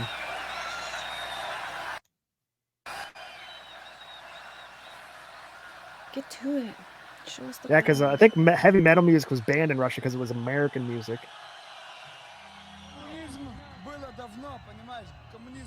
Okay, I made a mistake. I don't want to show you that. I just want to find a picture of the crowd. Oh, you should show the video. It's crazy. Military helicopters flying overhead. I think there might even be a tank somewhere. Like, where are the photos? You know, though.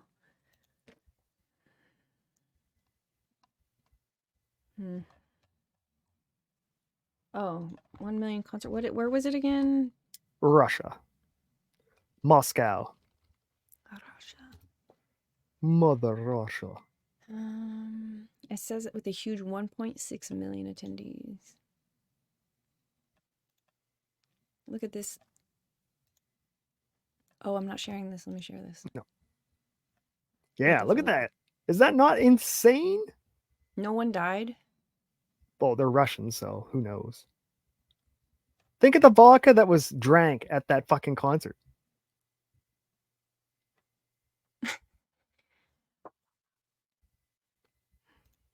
Those are people. That's blows my mind. I would not want to be in the middle of that crowd anyway. What if you had to piss or shit or anything? You just you shit where you're at. Shit where you stand. It's part of the policy. Everybody knows that. Wow. Megadeth, eat your heart out. Oh, fuck. All right, cool. Hey, I'm down. You want to learn a little bit about what the Buddha thought? About what? About suffering? Remote suffering? What Buddha thought about suffering? Sure. Or what God teaches about suffering? I got a Buddha right here in my cabin. You do? Yeah. You want to see him? Sure. Where is he? Buddha! What's up? Buddha! They want you on the television. He's a little dusty. My fat little buddy. He's happy. Oh, wow. Aww. Smiling Buddha is the best.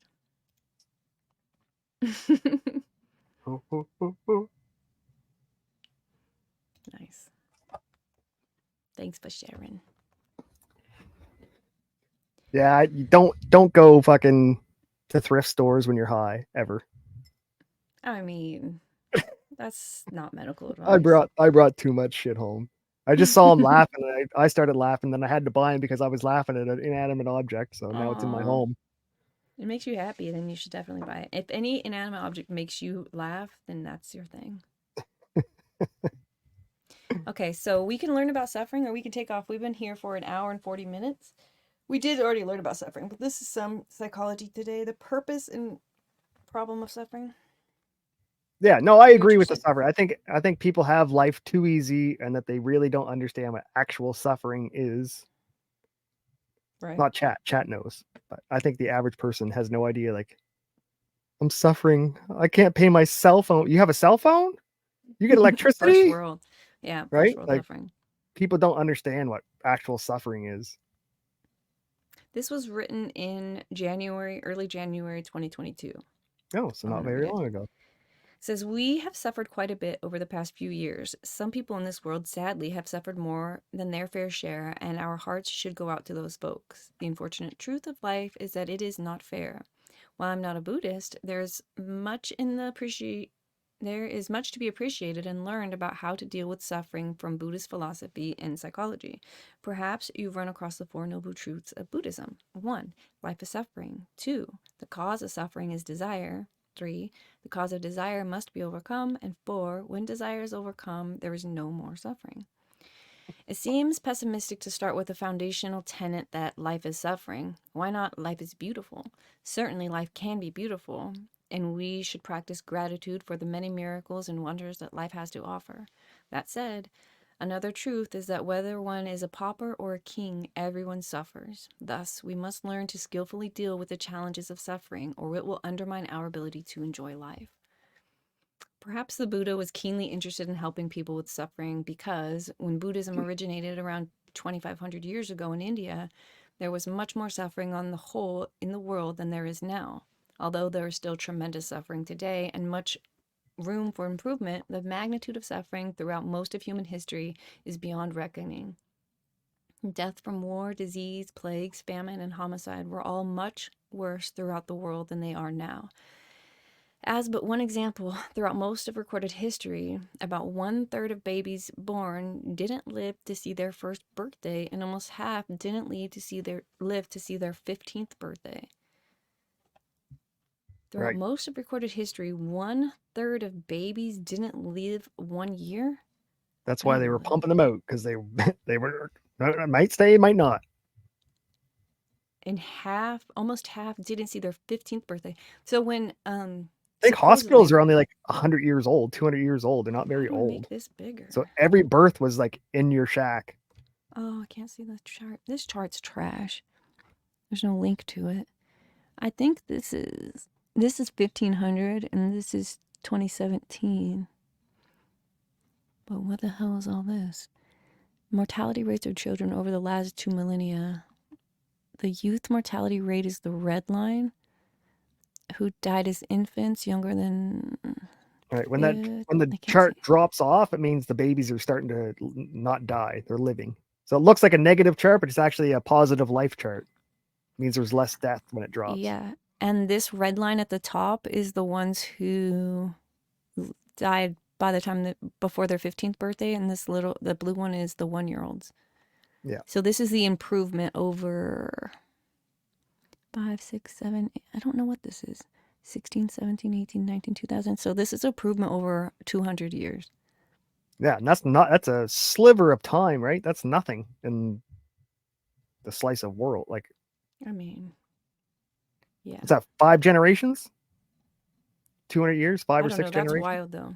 This is why Bill Gates, supposedly, this is why Bill Gates wants to bring vaccines to Africa to control the population, and not for population control like superstition would make you believe, but because you wouldn't have to have so many kids if they could make it further. I don't So believe that that. means you wouldn't have as many mouths to feed, blah, blah, Then why is blah. he releasing mosquitoes in Texas? I don't know about all that, but fuck the Texans, you know what I'm saying? And why did he give Just Africa kidding, Texans. computers before he gave them food? We had all these World Vision Megabytes. Those are commercials. megabytes. What are you talking about? Shit. We had all these World Vision commercials, like 30 cents a day. You can feed a family in Africa. And then we had commercials of Bill Gates. We're going to get Africa on the internet. Like, they can't eat the internet. They can't order food. Like, who's paying the internet bill? If they had money for fucking internet bills, they pay like, If all you have to give is computers, that's what you give. It's not like, I well, mean, no, then you sell the computers and give these they could people sell the food. computers. It's capitalism. They're welcome. No, they called Mr. Beast a racist for giving them water It because was he did it racism so for sure. fast and so cheap. Yeah, I I'm think sure Bill that was Gates was charging racism. like a million or 1.5 million to get a village water, and Mr. Beast did it for What? like, yeah, that's why they were calling him a racist. Because Mr. Beast literally walked in and did it for like 100 grand in like 6 hours. How And is Bill that Gates was taking like, racist? because he helped him too fast. I don't know. Oh, yeah, yeah, that's a problem. Somehow it's racist. Same as when he helped the blind people. It was like, remember he like cured all these blind people and they called him something, a bigot or something. Oh, yeah, I do kind of remember that. He gave a bunch of people free cataract surgery or something. Then he's like, oh, he's a racist. He's just trying to look like he's helping the blacks because he's really a racist at heart. So you That's can't so help them and you bizarre. can't be mean God to damn. them. That's so weird. Okay, at its core, Buddhism is a discipline for understanding the nature of suffering and transcending it, or at least much of it. In Why Buddhism is True, journalist and Princeton professor Robert Wright makes a case for why a better translation of the first noble truth of Buddhism, life is suffering, might be life is unsatisfactoriness. Unsatisfactoriness. Put another way, as Mick Jagger saying, we can't get no satisfaction. At least we cannot obtain any and sustain satisfaction in any lasting way, but that would be a horrible song title. From the Buddhist perspective, we suffer because we get caught in a perpetual state of pursuing wants and desires. When we don't obtain that which we desire, we suffer dissatisfaction.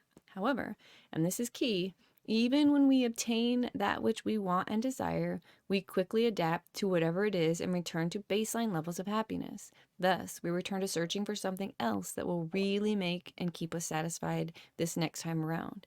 In this way, we suffer for not getting what we want and from getting what we want. Constantly pursuing desires in order to achieve lasting happiness is a psychological dead end. It is as if we are trying to fill our buckets with the water of happiness, but we have holes in our buckets. Put another way, pursuing happiness is too often like chasing rainbows. We can search within ourselves to see the truth of this. Take a few moments and think about your past wants and desires, whether it is a new car, job, handbag, gadget, milestone for Instagram followers, etc. How long did your happiness last? We're happy for a short while and then we return to our baseline levels of happiness. Within Western psychology, this cycle of unsatisfactoriness can be viewed as the hedonic treadmill. Hedonic treadmill. I don't know Yes. what that is. The purpose of suffering and dissatisfaction. We could split hairs over the definition of pain and suffering and how they differ, but this takes us down a rabbit hole. Let's just agree that there are some types of suffering that we must endure as part of being living creatures of this planet. It is part of the human condition. Shit happens, as they say. This is as it must be. Tapping into famed psychologist Abraham Maslow's hierarchy of needs, we suffer when we don't get our basic needs met for air, food, water, and shelter. Okay, let me start over. We suffer when we don't get our basic needs met for air, food, water, and shelter from the elements. Oh, shelter from the elements. I'm like, what? Yeah. We also suffer when we get injured, sick, fired from our jobs, and we experience deep pain and loss when a loved one dies. Let's call this type of inevitable suffering level 1 suffering. In the quote at the beginning of this article, level 1 suffering is the pain is inevitable portion. It's like when people die, do you mourn or do you celebrate their life? Both. I think the human in you gets to mourn, and depending on how your faith or how Yeah, I we don't do know. like the mourning at the funeral, and then we go home and party and get hammered and live it up. And Yeah. because everyone, we assume that when we die, we don't want people to be sad and fucking crying. So we like, if I die, I want you guys to party and get drunk. So it just became like a family tradition that's how we rock. Yeah, I like that. Everyone That's a still good like idea. has their happy cars. Oh, do you remember when Frasier did this? And they're drinking and having like that's what we do. They call him that, but his real name is Nova. It's really just Nova. On a very fundamental level, we need to experience various types of suffering. Suffering is not only functional, it serves the greater good. The roots of suffering are grounded in our evolutionary heritage. Suffering motivates us to move away from things which can cause us harm, whereas pleasure and happiness help us move towards things that are good for us. Oh, that's the problem with social media. We get fake happiness, think it's good for us, so we keep getting closer to it. Instantaneous, right? Yeah. It's instant, but there's no substance. You can't touch it. You can't, you know. That cat is gonna eat someone's face. This cat. As a simple example, we feel ill when we eat rotten food because it could kill us. In contrast, a ripe apple tastes good to us and we take pleasure in eating it because they are a healthy source of energy that can help us survive. Similarly, healthy relationships tend to make us happy because strong social bonds are necessary for our survival. In contrast, rejection and bullying are painful to us, in part because they motivate us to try not to let those things happen. Historically, rejection by our tribe could mean death, so the pain of relationships going wrong motivates us to avoid or fix these problems when we can. Think of like you were an Indian tribe and you got kicked out of your tribe for being an asshole, and now you're on your own with no help, no like you're fucked. Your life's over. I didn't hear what you said because I was reading chat. I'm sorry. Hopefully, chat heard that. You don't got to repeat it for my sake. Sorry. Sip said he's going to go plow snow. He'll be listening, but he won't be in chat.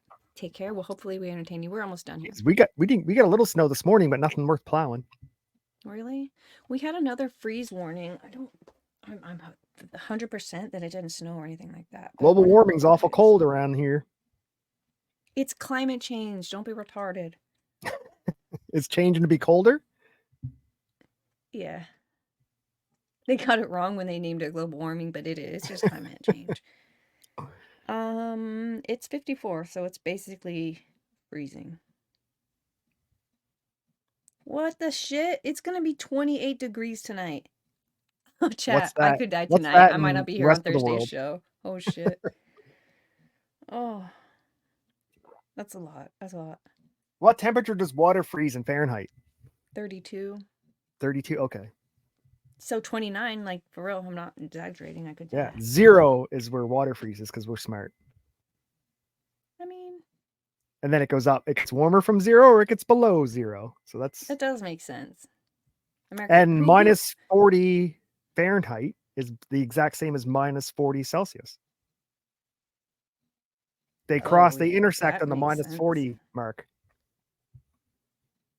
So when it's minus 40, that's the only time it feels the same for us when we both have minus 40. Yes. I don't know if I like that or hate that. Why does we have to get so cold for that? That's just how the Celsius and Fahrenheit work. Or you can go real technical and start using Kelvins. No, thank you. Do you know about Kelvins? I never met him. It's the temperature degree. So when you when you do like hot temperatures and stuff, you do in Kelvins. I have heard of that, but I don't know exactly how. Let's look it up. I went to school a couple of days. Kelvin. Are you sure? How do we spell it? With a C? I think it's with a K. That's what I tried. Maybe it's Kelvin with an E. It could be C. Kelvin with a Kelvin. Yeah, that's it. Kelvin. 1 Kelvin equals negative 272 degrees Celsius. Yeah. Is that real? Yep. The Kelvin, symbol K, is a unit of measurement for temperature. The Kelvin scale is an absolute scale, which is defined such as 0K is absolute 0, and a change of thermodynamic temperature T by 1 Kelvin corresponds to a change of thermal energy KT. Oh, yeah, totally. How the hell Yeah, do I you don't even think know you can go this? below 0 Kelvin. I think that's like the coldest you can ever get is 0 Kelvin. Kelvin. Calvin is the Klein guy. Kelvin is this dude. Look at that. That's dope. It has a K on the side. Yeah, that was before Fahrenheit was invented. I love this. I'd rather go by Ks. It's 200 degrees, 300 degrees, K. Hey, it's hot Who today. who invented Fahrenheit? Farrens. Oh, log cows. I didn't know they could do shit like this. Well, when you're that large, you kind of generate your own mass heat. Atmosphere. Oh, this went bad. This Have you went seen? bad. Okay, I get a little high and I watch some random YouTube stuff. And Mm-hmm. for an hour and something last night, I watched a man cook a chicken by spanking it. And when the headline got you there, am I right? He literally, yeah, the headline got me there, but he literally put a chicken and made a machine to spank this chicken. Because you know, when you slap your leg, it feels warm for like a quarter of a second. So they were spanking this Yeah. chicken over and over and over, and the chicken was heating up to the point it was starting to cook. What? I can't make it up. Just type in cook the chicken spanking something. I can't risk my algorithm. But he did it. No, that is And then so he cooked a steak. strange. So then he got scared because he was scared of salmonella. So he's like, well, let me try a steak instead. So he switched the chicken for a steak and cooked the steak and ate the steak on screen. It What? literally cooked in the bag How by long being did it spanked. take? Like a day or 2 days. It was a long time. It was crazy. All on video. Like I think it was like 69,000 slaps or something crazy.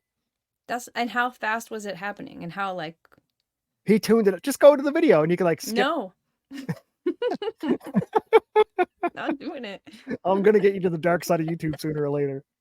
No one knows about it. I just want to know if like we get an EMP and my oven goes out or some shit. How much do I just spank these chickens? Okay, no, I'm gonna whoop spank that your cow chicken. next door like a son of a Well, bitch his and cook him his whole. machine he built was like he built it out of like aluminum with wood reinforced, and it was blowing up. He kept breaking the machine.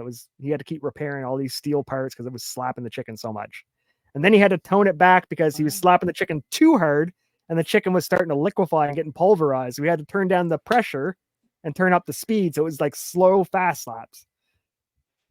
He did it 100% scientifically. That's weird. That's kind of cool. A job well done said absolute zero is Kelvin. Oh, good. See, we got some school people in here. Degrees K and Fahrenheit came before everything. Celsius is French. Ha! Take that. Yeah, the whole world's on it, but you. Whatever, dude. America is kind of weird like that. We do miles and. What's fucked up is, so I'm Canadian, raised on the metric system my whole life. I still use feet. I can't judge anybody in centimeters because that's how they do it now. It's like, oh, I'm 170, 80 centimeter, whatever it is. I can't tell. If you tell me, I don't know how tall that is. And for construction, we do everything in feet and yards.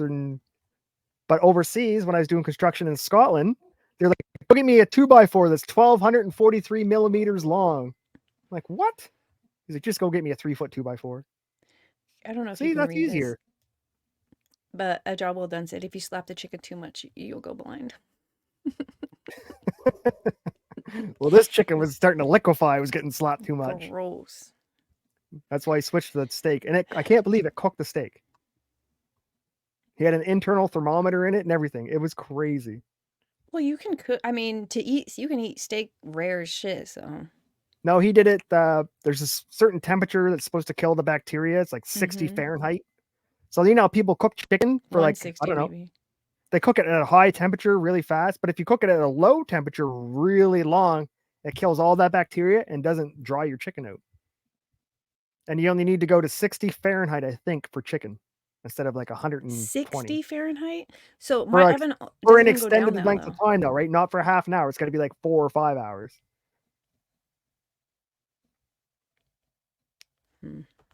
I'm not gonna do that. When everyone eat your chicken, they're like, it's raw. No, slap it a little. Just slap it a little. 69,000 Then try to times. explain that one. Yeah, you're out somewhere. It's like, hey, just spank it. I heard a jerk chicken, but this is spank chicken. Then you're gonna try and tell some story about some weird Canadian that told you that you can cook a chicken by spanking it, and then they're gonna put you in a home. Yeah, with your backwards jacket. When we experience various types of happiness or suffering, we tend to return to our baseline levels of happiness rather quickly. This is the hedonic treadmill. However, when we reflect upon this makes perfect sense and, once again, is rooted in our evolutionary heritage. If the dinner that we ate last Friday gave us long-lasting happiness, we wouldn't have a good reference point for evaluating whether our current lunch is good or bad. Similarly, if the stomach bug we had a year ago continued to make us feel bad after we had recovered, it would be difficult to know what our current health status is. The problem of suffering.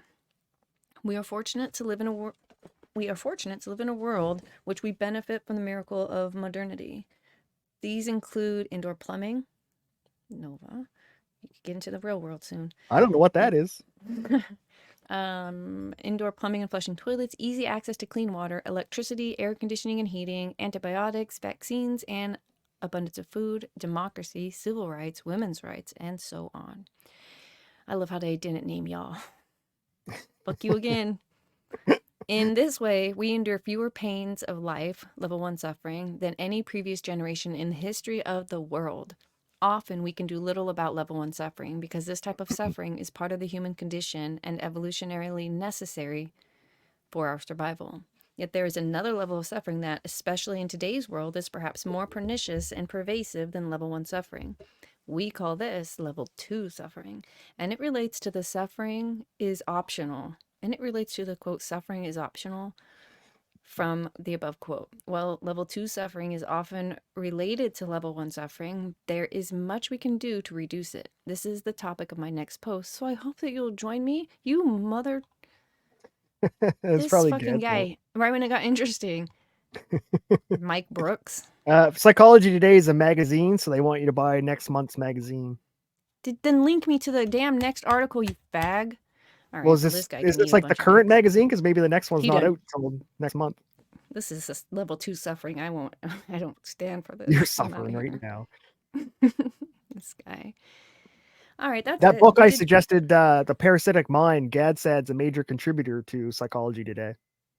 Is it? How big is that book? I'm looking for a book. Maybe chat can even help with this, and not in the chat comments, not in the live chat comments, but in the comments under the video that will stay here forever. Live chat's going to disappear once we're gone, and you have to be here to enjoy it. But if you have a book that you're interested in us reading, then let me know. We might get into it. There are a couple books that are on the horizon that we might get into after this one. This one won't be done with until January, that first week of January. It's only like 190 pages. Okay, maybe we could. And there's graphs and charts and stuff in it. Whoops. Oh, there's pictures in it. Well, graphs, charts. Okay. So you can read it quickly, and it's a great book. Parasitic Mind. All right. By Godsod. I just had to mute that guy on Twitter, but I don't hate him. I just don't want to hear him anymore. You muted the Godfather? Yeah, I must have. Oh my dear, he's Canadian. Haha. Oh, that makes sense. And a Lebanese and a Jew. Damn, so his parents escaped Lebanon during the whole thing that happened in the 70s there, and then they came to Canada. He's been on Rogan and We everything. did it again. That doesn't mean I like him. I didn't want to hear what he said anymore. And he's one of those people that Twitter just put on my feed as if I gave a fuck. Because I mentioned his remember book. when we were reading Elon's shit yesterday?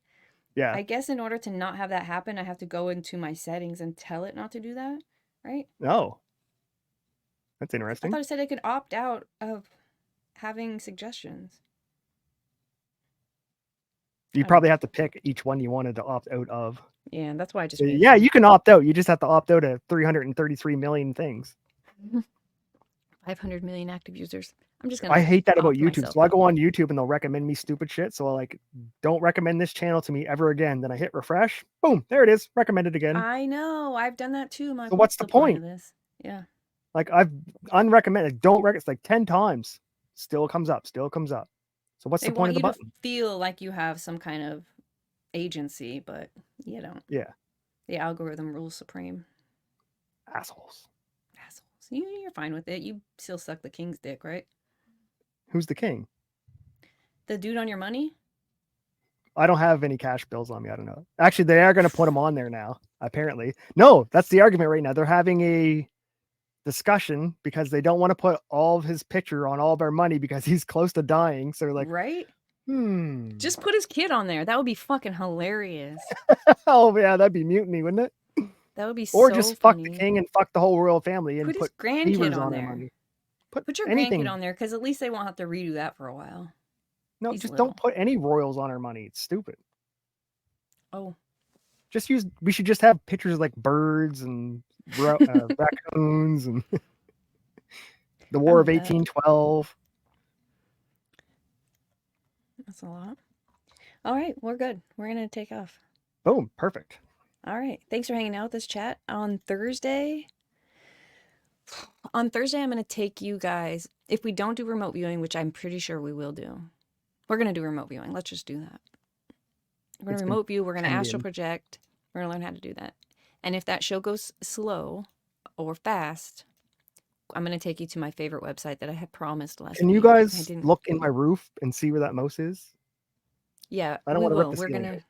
We'll remote view to your roof. That would be weird. But I'll keep put Meghan Markle on the Maple Bick.